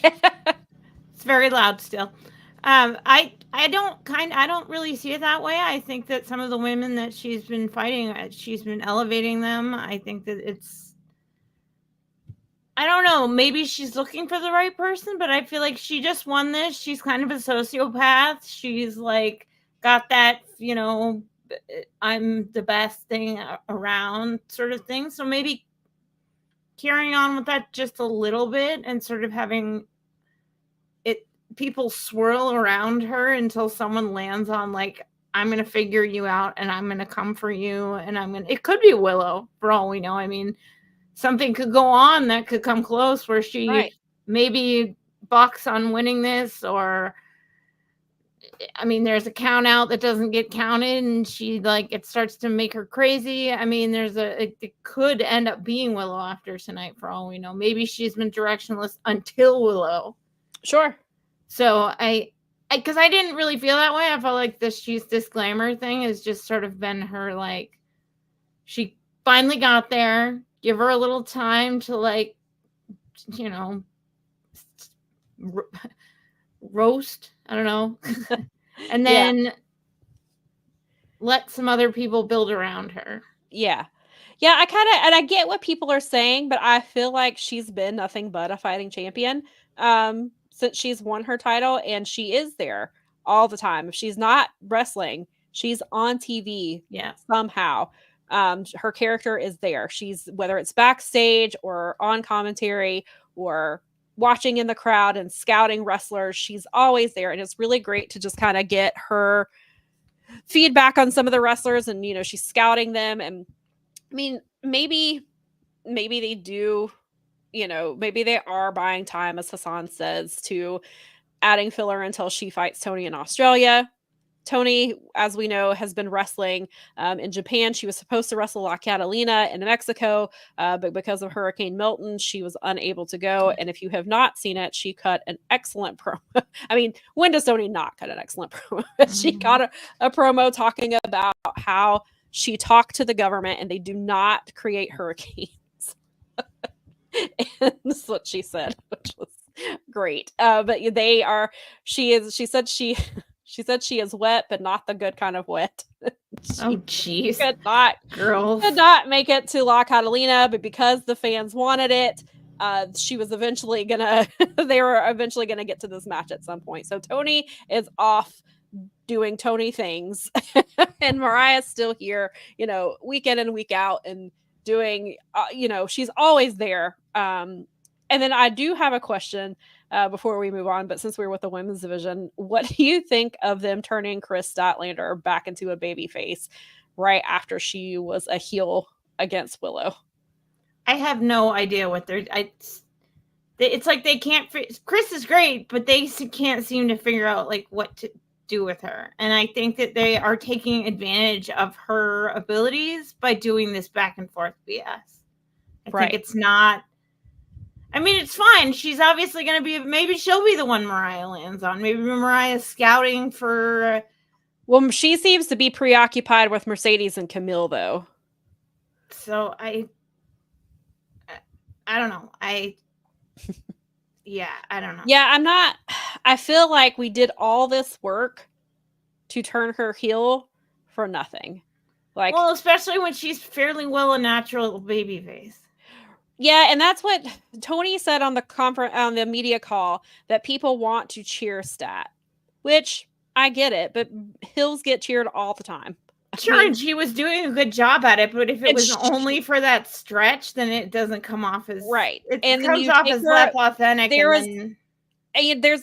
did do so last week on Rampage. She did say that her and Stoke were no longer working together. He's kind of focused on other things. She wants to go back to the early days where she didn't have a manager, and her new line is that she's a born-again Kristen.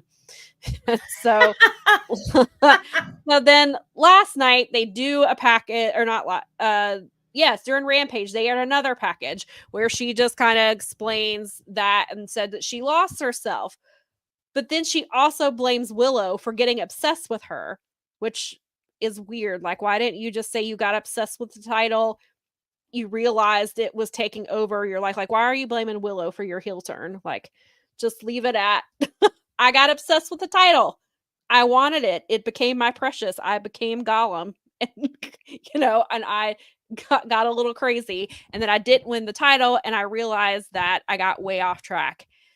This is where but that's kind of where they were getting at. She's apparently, my guess is that they're going to do her and Camille within the next few weeks. And then I'm assuming Full Gear is Mercedes versus Stat is where they're going with this.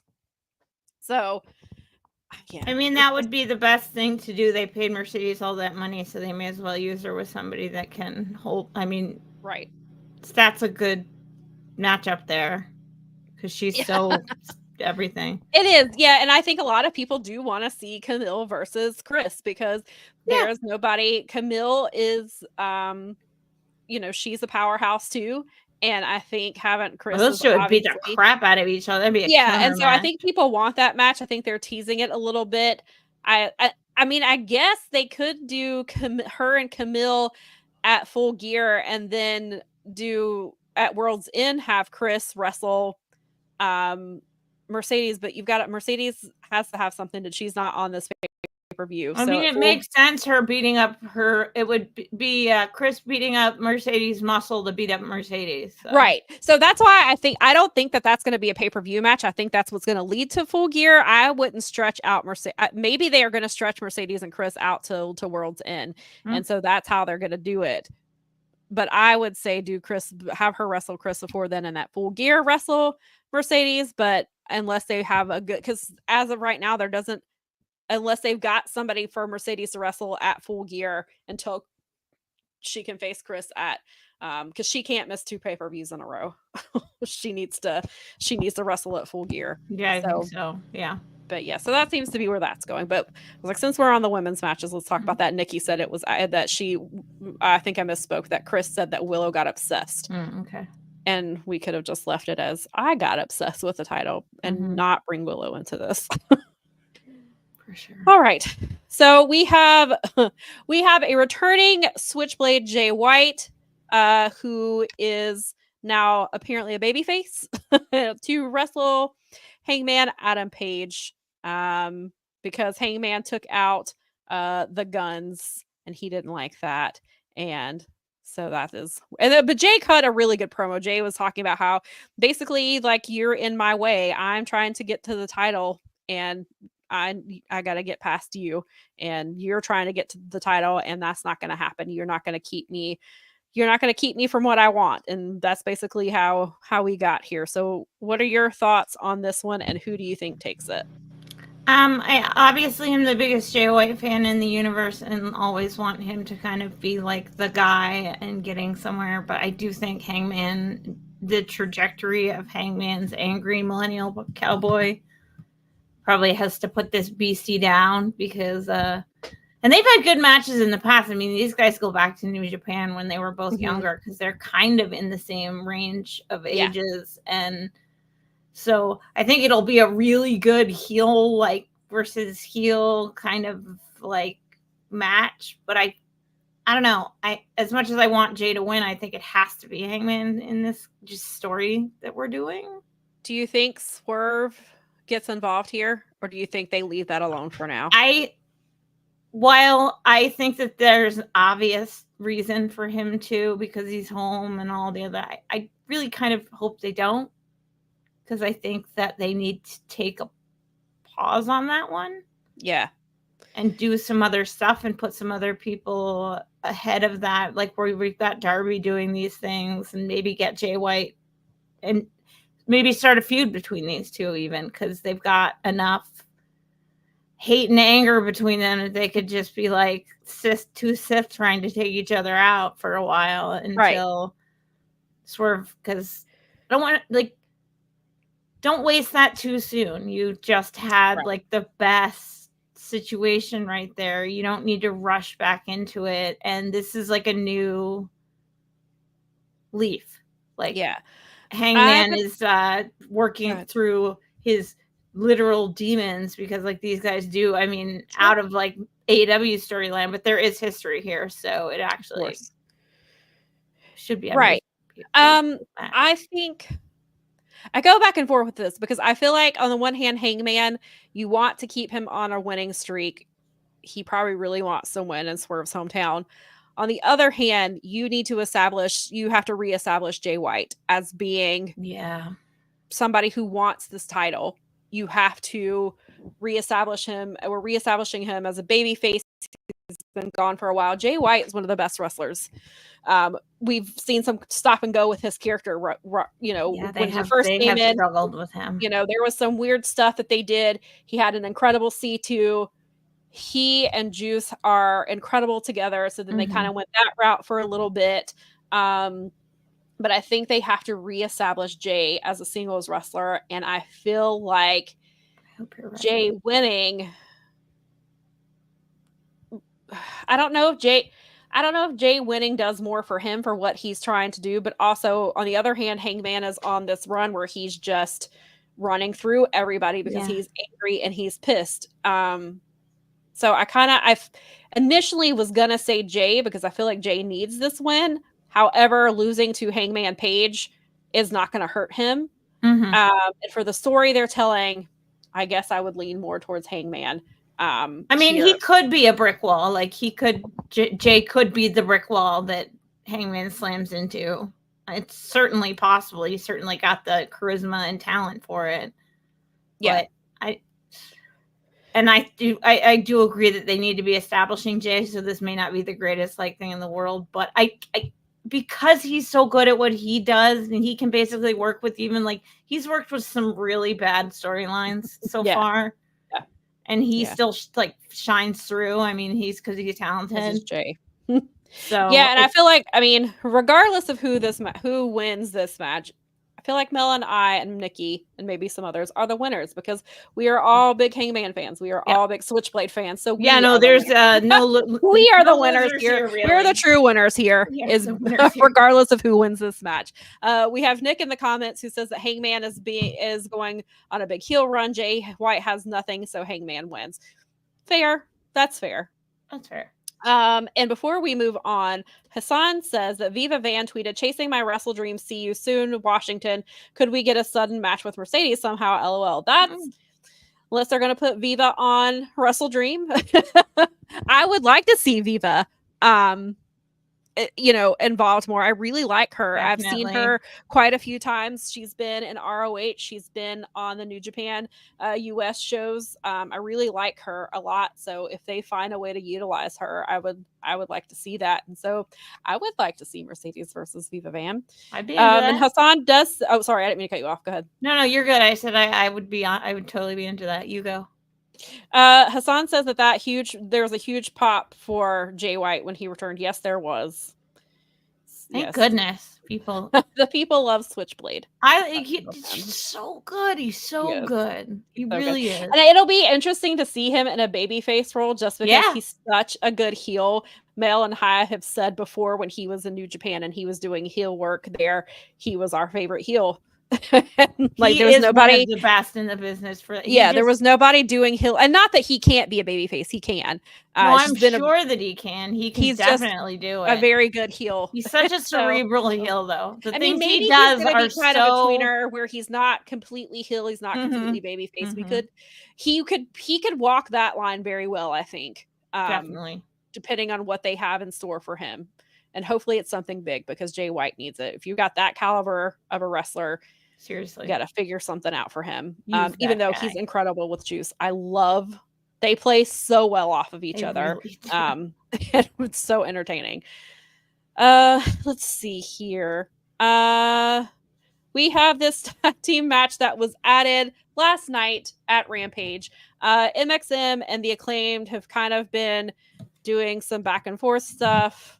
I do really like the MXM thing. The fashion show did not quite turn out the way that it probably should have, or didn't really. That's their one kind of fumble so far being here, but I think that they can get past that. And I think having a really good match tonight that'll be just a little speed bump for them. So we have last night, we saw that last night we had MXM attack the Acclaim from behind and kind of beat them down and say that, some people might not know that they can do things like that. So what are your thoughts on this match and who do you have winning? I think the Acclaim probably wins just because of where they are in the situation. But if they do want to get an MXM over, then they definitely need to give them a win. I have MXM winning here. Okay. I think that they need this win.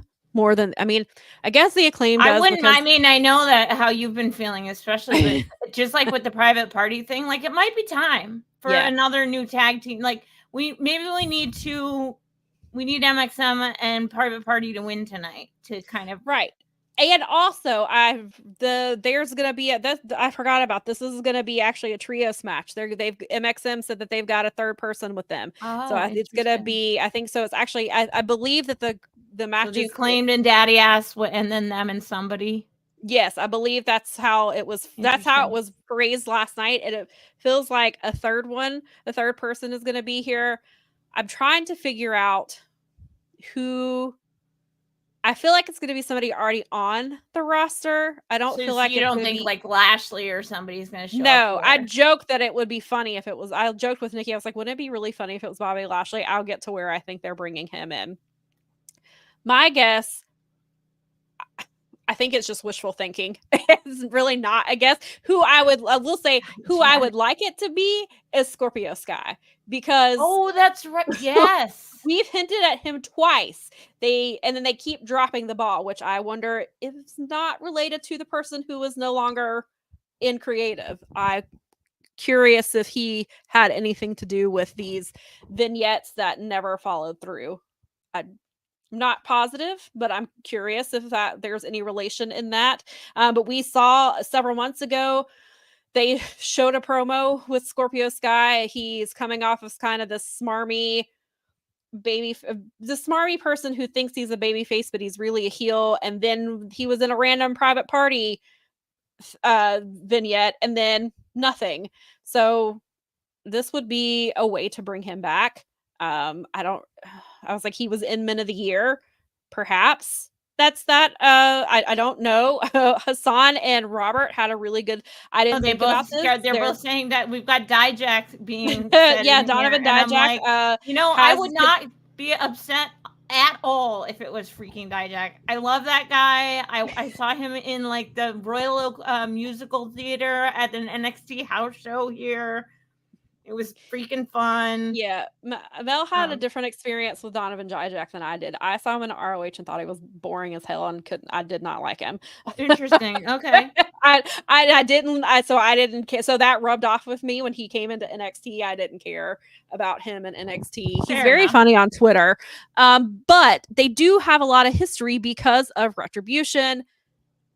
Donovan Dijak is not signed anywhere. I mean, not that they have to sign him. They could just bring him in for this, but yeah, Donovan Dijak, I did not even consider. And that makes way more sense actually than Scorpio Sky does. Scorpio Sky is just somebody because I want him on TV, and I was trying to think of who we haven't seen on the roster. That would be good if it was Scorpio Sky, because, I want it he to only be is Scorpio, like one of the original people or whatever. But right. Dijak makes a lot of sense. Yeah. Is he from Washington? I can't remember. You know what? He might be. And Dijak has been wrestling. I think he's been wrestling for Wrestle Prestige, which is in Washington. I bet. You know what? I think you're right. I don't have it to look up right now. Happy birthday to your mom, Hassan. Yes. Robert says that Dijak wants one more match with Keith Lee. That is true. I wouldn't cry for that either.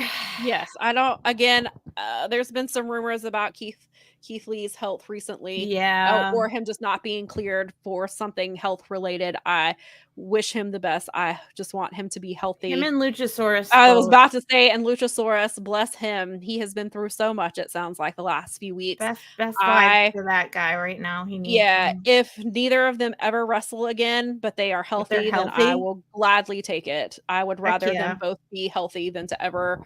And if that keeps them from being in the ring, then, so be it. I just hope that I hope not. I would love to see both of them return.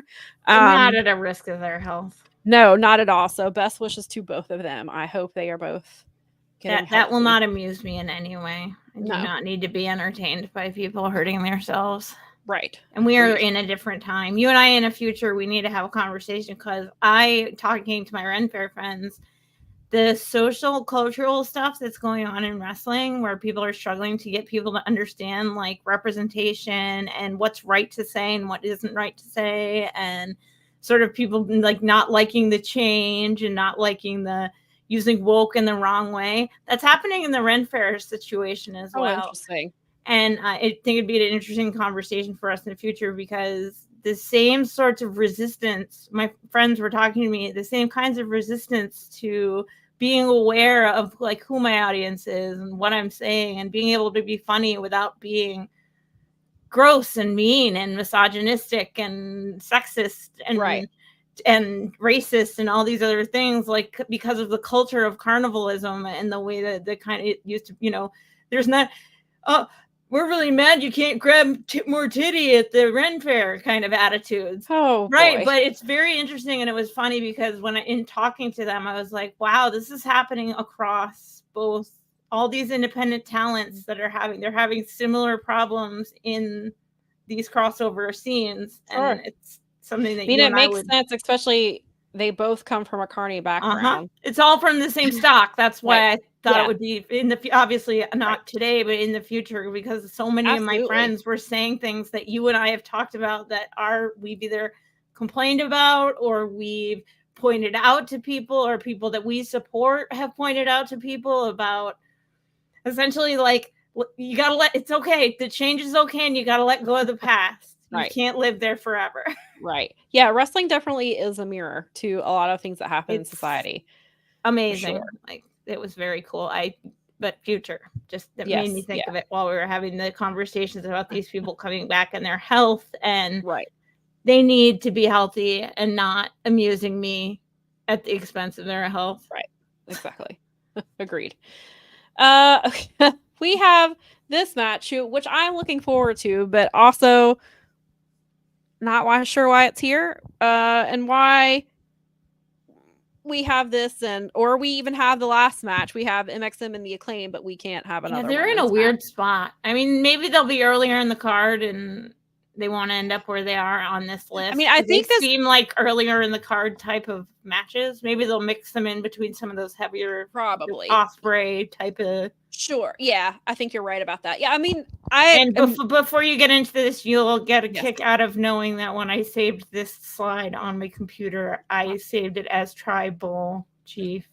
So just wanted you to make sure, again, just like with the Dynasty thing, it's sticking. And when I saved it, I put hologram versus Tribal Chief.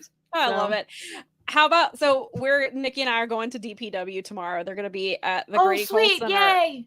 But DPW is going to be have fun. Yay! Yeah, I'm so excited. DPW is going to be in New Jersey next month, and they announced the debut of Beast Mortos for next month, and I'm so mad that he's not going to be at tomorrow's show. Freaking! I was like, no, I need him tomorrow. And so I was like, the show in New Jersey is my birthday weekend. I was like, somebody pay for my fund my trip to New Jersey. Tell me what part I know people there. But yeah, so this is a 2 out of 3 falls match between Hologram and Beast Mortos. Hologram is undefeated. He is 13-0 in AEW. He's mostly been on Collision. He did make his Dynamite debut on Tuesday. Beast Mortos has been killing it. He's incredible. I love both of these wrestlers so much. So I feel like this match is for me, even though I am not thrilled with it not that it's keeping a women's match. No, I know what you mean though. It was it's bittersweet, but I am it's on the card, so I just have to, I will take it. I'm really excited for this match. Robert says Hologram is God. Hologram is incredible. Let me tell you that trying to cover Collision matches when he is in them is very hard because he moves very quickly. He also does a lot of things on the spot. A lot of times because Excalibur is not on commentary, I don't know what things are called. And so I'm just like, he's doing lucha things. He's just doing inventive things. Hologram move number 1, hologram move number 2. Right. I was like, hologram is hologram. He's amazing. I love him. Hologramming. I really am looking forward to this match. Venkin thinks it's probably opening. Perhaps it is. If it's not opening, I could see it being early, like match 2 or 3 type of thing. Yeah, like the very first after 0 hour or something, especially with it being 2 out of 3 falls and these two being pretty intense. Yes. Oh, Lady B, that's an excellent question. Do we think Hologram beats Jade's undefeated record? Because Jade ended up I know she made it to 55-0. Did she make it to 56 before she left? I can't remember. I blanked. I I think she did. I think we went like it was at least 55 for I know she got. definitely. Yeah, I was gonna say I know she got 55 for sure. That is an excellent idea, Lady B. Also, Athena in ROH sanctioned matches is 54-0 There you go. in ROH sanctioned matches, and when she wrestles them in singles, she's the only time she's lost she's lost tag matches in AEW and ROH, and then she lost when she wrestled when she wrestled Jade at the first Owen tournament. Wait, was it Jade she wrestled? No, Willow. It was Willow. She did lose to she did wrestle Jade, but not that was take that back. So she wrestled Willow at the first Owen Cup, and it was not ROH sanctioned, so that's how they got around that. That's how she lost and kept her record intact, just because that match was not sanctioned by ROH. But that is very good. I had not thought about that, Lady B. I could see that because Hologram is from what I understand, is a Tony Khan project. This is a character he created and something he wanted to do. But Hassan makes a good point that he thinks this is where Hologram loses his first match because Frank Mortos has friends to help him. He does. He's aligned with this current version of LFI. He technically even has Roddy in the Kingdom, because Roddy was on commentary last night and said he said that Beast Mortos wanted their help, and then he went away, and then he came back, and then he went away, and he said that he liked Frank Mortos because he helped Matt Taven in Guadalajara. So I'm glad that the Frank Mortos lore has made it to TV. I love everything about this. I feel that's a good point with Mortos, but I feel like Hologram stays undefeated here. What do you think? I'm going to take Hologram. Yeah. Although that is fair. I'm really looking. But and Hologram technically has friends too. He has the conglomeration. He hangs out with them. He's done matches. I mean, obviously, I don't know if they'll be out there for Mark. Maybe if they do it early, far enough apart, they can do both. But he's wrestled with Orange and Kyle. He's wrestled with Mark too when they've done tag matches. So he has the conglomeration that could potentially even things up, or just kind of hang around if LFI, or especially because the conglomeration they have history with the Kingdom, which I know it'll probably be more LFI stuff, but it'll be interesting to keep an eye on to see what happens there. But regardless, I think this match is going to be awesome. I hope I get at least one destroyer out of it. I hope this is my. I think you will. Usually I get 2, or on pay-per-views I get at least 2, and then if Darby's on the card, so I'll get a code red for sure. So I think this is where my destroyer happens. Is probably this match. This has the highest possibility for destroyers, I think. Yes. So I could get a destroyer right off the bat on this show. Let's see. We have, all right. Actually, before we get to that, don't we have a match that we don't have? Is there one other match, or is that it? I was thinking. One? No, I was thinking something got added, but you know what? Maybe it is just that. Okay. Maybe I was thinking. Yeah, I guess that is everybody. I was thinking we got one added, but maybe that's what I'm thinking of. Okay, so we will go. We have made it to the main event. We have Jon Moxley, who, if you were listening earlier in the show, Jon Moxley tried to bully his way into a title shot, and then he demanded a match with Darby at Grand Slam, and the winner got Darby's title shot. And so, of course, Jon Moxley won, and he is now getting the title shot against Danielson. He has declared war on AEW. That it means Bryan Danielson, even though Danielson is Danielson's in AEW because of Jon Moxley, which Tony pointed that out on Tuesday, that Jon Moxley's been there from the beginning. He is the one who recruited Bryan Danielson to come to AEW in the first place. We don't know exactly what this war is that he is waging. Some people assume because Jon Moxley said something about who's running things that they think that's Shane McMahon. Some people are under the impression he just means a higher power. I have heard Shane McMahon has nothing to do with whatever Jon Moxley is doing. Who knows if that's really true? That's just what I have heard. So we shall see. So what are your thoughts, regardless of a possible Shane McMahon involvement, what are your thoughts on this match, and who do you think takes it? I hope that there isn't a Shane McMahon involvement. There was a part of me that first thought for some reason that Moxley I did not even think about it until I saw somebody on Twitter asked me, and I was like, what? And then I listened to it and I was like, oh, well, I could see why people would think that. Well, it's just if Brian needs actual surgery and he needs to get it done soon and everything, then you have to give this belt to somebody that's reliable. So then it is Moxley, and he kind of wins BCC, and that's your sort of deal. And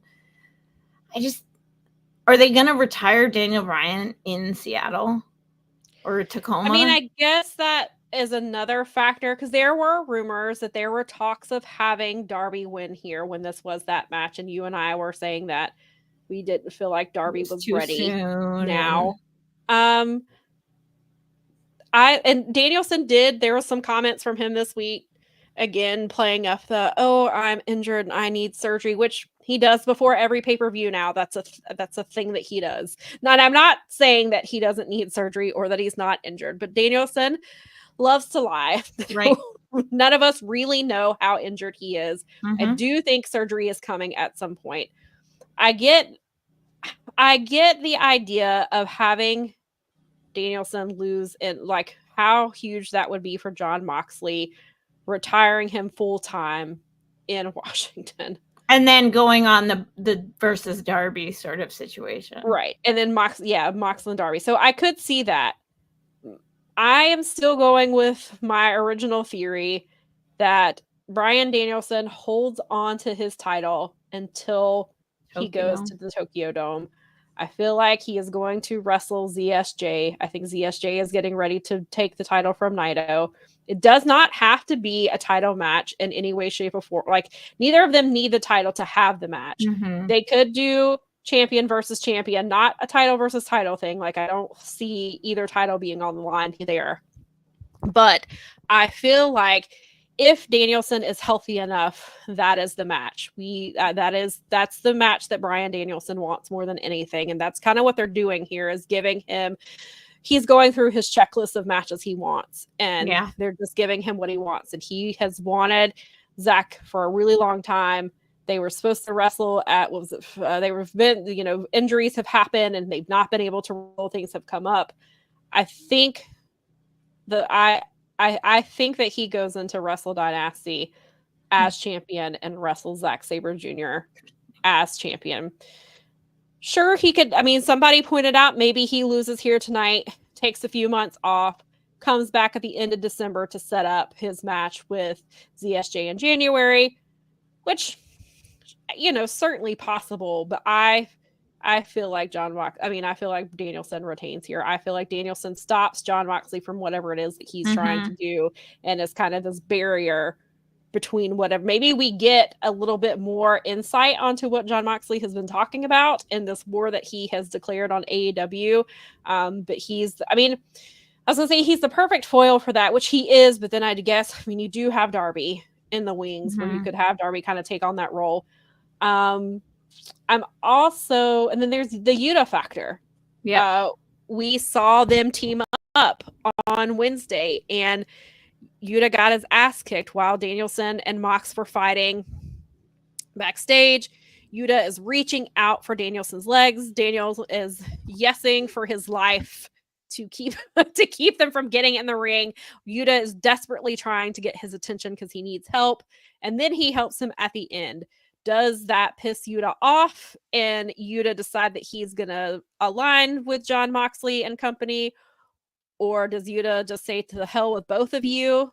Danielson, you weren't there for me, but I don't want to be in this drama. Claudio says that they'd cut a promo on Collision last week, and Yuta told Claudio, I don't know that I can trust you. And Claudio said, I've given you no reason not to trust me. I always have your back. So does he go, even though because he was mad that they left him in the dark, he didn't know that they were going to attack Danielson. So does Yuta eventually side with Claudio and decide that he wants to do that, or does he decide that he's going to stick with Danielson? Does he help Danielson retain tonight, or does Yuta just say, I don't have time for either of you, I'm leaving? I'm just all of you, I'm going to do my own thing. Right, exactly. You're all crazy. Right, I don't want any part of this, I'm just going back. So I think Yuta is kind of the wild card here, which is interesting. But yes, it'll be interesting to see if Yuta has any. Yuta would certainly be involved in one way or another, whether it's helping. I could see him helping Danielson retain. But then Claudio did say, like, he was like, I'm here for. I didn't turn my back on you. I didn't give you any reason, even though he did. But to him, he thinks he did nothing wrong. So, yeah, I'm with Danielson on this one, I think, just for now. Unless there's something like, if they had him losing tonight, that would tell me that he seriously needs that surgery and it's time. Right. Otherwise, I think that if he wins tonight, which I kind of I'm tending towards, it just makes sense. And then he gets the surgery after the beginning of the year when he goes to Tokyo. Yes, so we have some division in the comments about what happens here. Hassan makes the point that there's too much against Danielson. If he survives Moxley, he will not survive Christian Cage. I don't think Christian Cage is I love Christian Cage. Love him. Christian Cage is really interesting because then you would have a heel. If Jon Moxley continues on his path to become the champion, you have the heel versus heel. Christian is also former WWE, but has made a name for himself here. Does he join Jon Moxley's war against AEW? Perhaps. So that would be interesting. But then you have Nick Wayne, who is AEW only. Kip Sabian, AEW only. Luchasaurus, AEW. Well, he was technically in FCW back in the day, but I mean, and obviously Luchasaurus is out. So that would be an interesting thing. Hassan says he can't trust Yuta. Lady B says he obviously needs to be home more with Buddy, apparently being kicked out of school for biting teachers. Oh, Buddy. Oops. Like father, like son, I guess. I do not think Shane McMahon is interfering in this match. I don't think that's happening. I hope that you are correct, and I hope that Shane McMahon is just a bunch of fluffy, weird, ways to get PR without it actually being a thing. Because that's kind of where I'm leaning for it. It seems like it's fun to play around with in socials, but I feel like in reality, I mean, I guess, but to what end? What's your gain there? And especially with the potential stink of it that could come with it. Right. Why and risk then also, is this storyline, does it have anything to do with Jimmy Jacobs? With Jimmy Jacobs being gone? Was he involved in this storyline at all? With him being gone, does that change? Is there a change of plans? Did they stay the course and do whatever they were planning to do?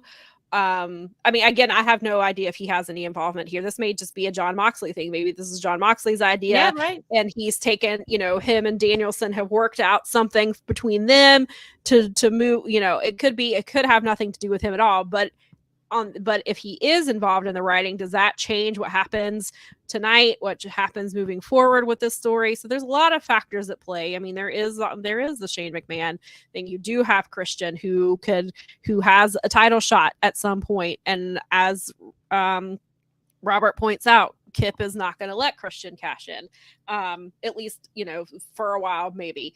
You have Yuta as a wild card. We don't really know what his alliance is going to be after what happened on Wednesday. I think that what happened on Wednesday was definitely some type of foreshadowing for whatever Yuta does next, which will be really interesting to see, which it's kind of nice to not really know, to not be able to predict it. I hope it's going to be something positive and that it's going to turn out well. I do want to, before we talk about sleeper matches and all this, I do want to circle back to Swerve, and his involvement. Do you think that Swerve will take MVP up on his offer to join him and align with him and Shelton, or do you think he stays with Prince Nana? He was giving the impression that he might have been through with Nana, so there is a chance that he does switch alliances tonight.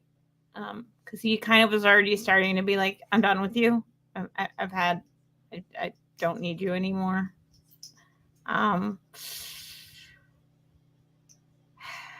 Maybe for his benefit, he does switch because he's trying to getting back at Hangman, and maybe he feels like his alliance with Nana didn't do what he wanted it to do, and he can go that route.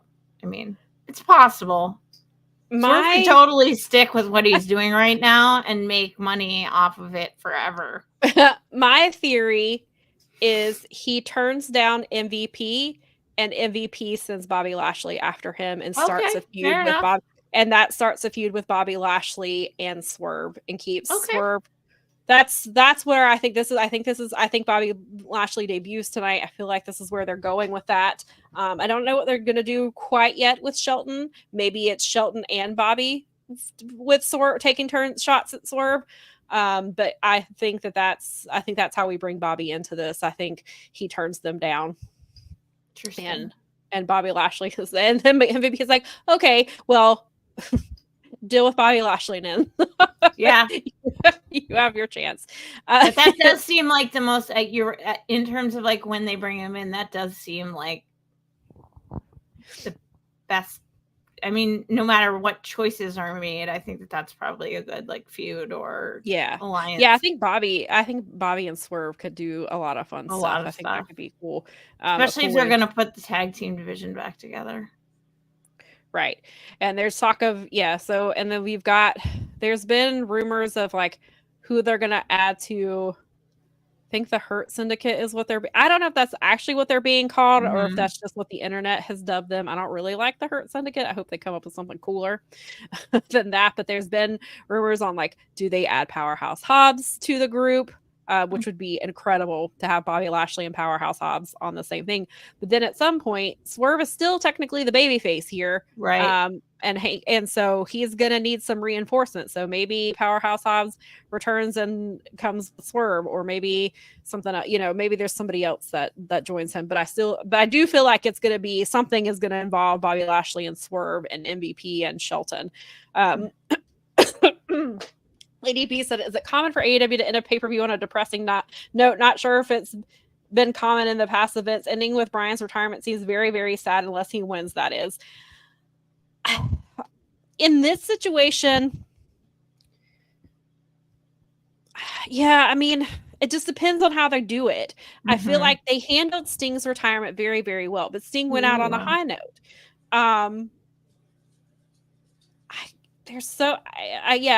I personally feel like Danielson retains, but I can see the way it's written. Could you make it seem like he loses here? And that would be very sad for him. Yeah, considering a lot of us watched his first retirement, and that was very hard to watch. But that was also a situation that was beyond his control. He could no longer wrestle anymore at that point. This one, he has more of a choice. He has more of a say in how it ends. I mean, he is at home. If he did want to do it, he could retire at home. I mean, he's like, and again, he's only retiring from full-time in-ring competition. Wrestling, he will be back. He will have surgery, and he will come back, and he will wrestle limited dates. Probably just really big events. So which is fine, really. Yeah, and then retiring at a show that's honoring Antonio Inoki also feels like a Danielson thing to do. That could, true story. I hadn't thought about that, which, I mean, it certainly could go either way, but I feel like if Danielson is healthy enough to wait for surgery, that he holds the title until January. I know maybe this is a pay-per-view by pay-per-view case, just depending on how his health is. Maybe they just kind of wing it, and they have plans like, okay, if Danielson needs surgery, Darby is next. or John Moxley is next, and then we have Darby in his place. We can have Darby feud with him.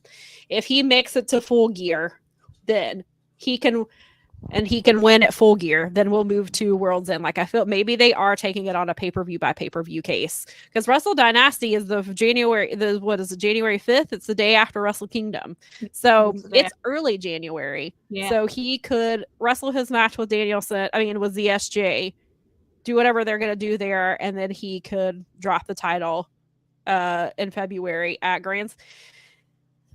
he would be Grand Slam Australia. I don't know if he loses there. I don't think he would lose in another country. But then there's Revolution in March. So, there's a whole lot of possibilities. So maybe Danielson loses tonight. Maybe it's a case by a month by month thing. Maybe he thinks he's healthy enough to make it to January, and then maybe he has surgery at the beginning of the year. Maybe it's, for all we know, surgery's already scheduled. Yeah, seriously. That's a great point too. Yeah.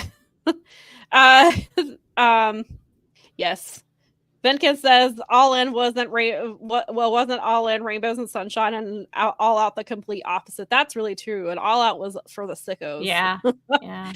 Robert says that he could see Brian becoming Mr. Pay-Per-View. Oh, I certainly see him wrestling. At least wrestling their big four. Mm-hmm. And then at All In Texas, probably. Yeah. Happening. If he can, I bet he'll do Forbidden Door next year. Oh, yeah. Why wouldn't he? So there's that. Lady B says, new interview dropped today where Brian says he's not sure if he'll wrestle after surgery. All depends on how he feels. Hope is a great send off either way. See, Danielson says things like this. He likes a lot. Brian lies. He lies. He's even admitted as much. He told everyone that Cody Rhodes taught him to lie. Yeah, and that he loves to lie. And he likes to mess with you. So just keep it in mind every time he says something, that he is one of the true kayfabe artists of our generation. Yes, and he plays this up every time we get close to a pay-per-view. That has been what he does. Like he said the other day, he could retire today and it would not shock me, and retain and it would not shock me. Right. So, yeah, exactly. And Danielson has said, he said a few days ago, apparently he said something about he didn't feel, he had some issues with numbness in his leg or his hip or something. And after his match, and he went, I forget who he was wrestling. And then he immediately went to the back and they worked on him for half an hour. And he said that was new. And I can't tell if that is a true thing that happened or if this is just more of planting seeds for Wrestle Dream, because he did this before All In. He said stuff close to All Out. He keeps doing this close to pay-per-view time. And I do feel like Danielson eventually needs surgery. I just don't know how quickly he needs it. And I don't know how much of it is because perhaps it's because his health is kind of up in the air, that this is the way he's going, as just, as we both know, be losing that way. If something does happen, it's not going to be a surprise to anybody, but this man has faked seizures during his matches. Yep, he has faked concussions. He has faked injuries before. Sam and I both know it's not like you they tell you, hey, you need surgery, and then you get surgery the next day. Right. So he could know exactly when his surgery is and have had it scheduled for months and be playing around with it in the weeks and months and whatever that can sometimes take to actually get your ass into the OR. It's such a... And Lady B said, as long as he doesn't do the whole fake broken neck seizure thing, it frightens me every time. I think he knows. I think he's gone to the well a little too often with that. Even though he did fake the head being dropped on his head the other night and kind of played it. He does that, but I think he won't do the seizure thing again because he did it at Revolution. Was it right? Yeah, I think it was Revolution where he did it at Forbidden Door too. Yes, and then it was a Dynasty. Yeah, he did it a second time, and I think he knows he's got to he can only cry wolf so many times with that before people are just gonna get tired. Well, and then there's those of us with actual neurological disorders who are like, sure, don't freaking do that. You scared me. Right. I mean, he makes me mad because he is good at what he does. He knows what he's doing. He's very good at what he does. So. He got me for half a second that night. I was like, you fucking asshole. So yes, Danielson, if he retires tonight, will I be surprised? No, not really. Do I think he's retiring tonight? No. Also, no. Not really. No. I think he will get an actual proper send off. Agreed. If as much as because of what they did with Sting, and Tony loves this man. Like he has said, if he dies unexpectedly, Danielson is the one to run the company. Danielson is the one to get the book. Yep. He is the only person he trusts. That tells you how much that man means. He's helped with a lot of he's openly said that Danielson's helped with a lot of the stories and booking. Right. Plus, he's the kind of person, because he's a teacher type, is that if you are someone that is seeking his knowledge, he will give it to you. So he's not going to come to you, but if you come to him, from everything I've heard, and you're serious, he will give you all the knowledge you want. So yeah. I feel like Danielson, unless it's something that happens unexpectedly health-wise, I feel like Danielson gets a proper send-off, not will he? I mean, you could do it, and you could argue that that could happen in Washington, but I feel like if he's healthy enough, he faces Zack Sabre Jr. in January and gets the match that he's been wanting, and having them both be champions when they do it. Again, they don't have to be, but I think for them, because Zack is a lot like Danielson, I think if they both go into this match being champions, I think that would mean more to them for them personally going into this match as champions. And I think Danielson is trying his best to get there. Agreed. But we shall see. So what is before we wrap things up, what is your sleeper match of the night? I'm going to call that Brody. I think I'm going to say Brody King and Darby Allin. Yeah. Is probably going to be it. Although Hangman Jay White could be a really good solid. Yeah, and then again, like I said, I mean, those are my sleepers. I think Willow and Mariah, it might be the match of the night. Yeah, I think so too. Because I was going to say, I think Hologram and Beast Mortos, I think is going to be a banger, but I don't necessarily think that's a sleeper. Like I think most people are expecting that from them. So I think most people, are expecting Ospreay, Ricochet, and Takeshita to deliver as well. So I think as a sleeper match, I'd probably go with Hangman and Jay White. I think people don't remember some of the stuff that Jay White can do, and some of it is because he's not been able to. And I think that that's going to be a really, really good match. And I also think regardless of who wins, I think the Young Bucks and Private Party are going to be really good, because it's going to set Private Party up, no matter what the outcome is, to make Private Party look strong and to kind of put the focus on more than just them and the Acclaimed. And, you've got Top Flight and things like that. So, and you've got the Outrunners, who are super over as well. They're doing a story with the Infantry and Shane Taylor Promotions and ROH, because the Infantry lost to Shane Taylor Promotions, and then the week before they lost to the Outrunners, and Shane Taylor was telling them not to settle. Like they need to be better. So like it feels like they're trying to do some more with the tag team division. So I think the Young Bucks really like Private Party, and I think they're gonna they're gonna give them a lot regardless of who wins the match. So I think that may actually also be another sleeper, because I think Young Bucks pay-per-view Young Bucks usually show up and show out, but I think that's a good point. I think Private Party has a lot to prove here, regardless of who wins. So I think that could be a sleeper as well. But I do think I agree with you. Mariah and Willow are gonna be one of the top matches of the night. I think it's gonna be really, really good. It could be good. It could be a really, they could definitely be in the top 2, top 3. I mean, absolutely. It has the potential to be the match of the night. Yes. The Bucks have put Private Party over before. They put them over year one in a match that nobody saw them winning. So and the Bucks put over a lot of people. So I could see that happening. But then again, if the Elite are holding the titles through World's End, Maybe not. Who knows? Thank you, Robert. Me And too. yes, so before we leave, just wanted to remind you, if you missed the announcement earlier, tonight after Wrestle Dream, immediately after, Jeremy says, they are doing the boom right here on this very YouTube channel.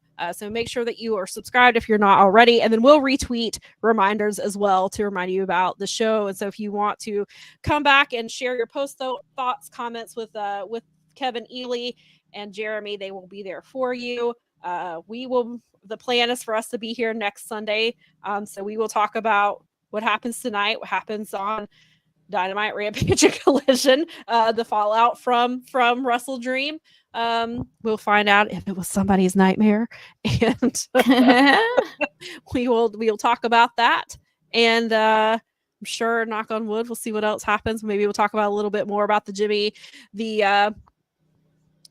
Jacobs situation. Maybe we'll have some more on that. I'll talk. Probably give you some talk about DPW and how that turns out tomorrow. So we shall see how that goes. We have been given an invite from Nick, said that he loved the show. He's extending an invite for us to come on his podcast with his wife, the Nick Club Wrestling Happy Hour. Always love different opinions. That sounds fun. So definitely follow us on Instagram or Twitter, and maybe we can work something out. And he says that they do Fridays at 6 p.m. Eastern. They have guests and callers at 7. Enjoy the show, and you can smash the like. So there we go. And unless you have anything else to add, I think that's it for us. And hopefully Mel will have power next time and not have to run via a generator.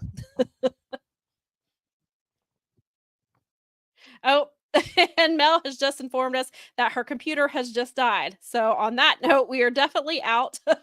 We will see you next Sunday at 1:00. Thanks for hanging with us, and we'll see you soon. Enjoy Wrestle Dream, and then come back tonight for the post show. See you soon.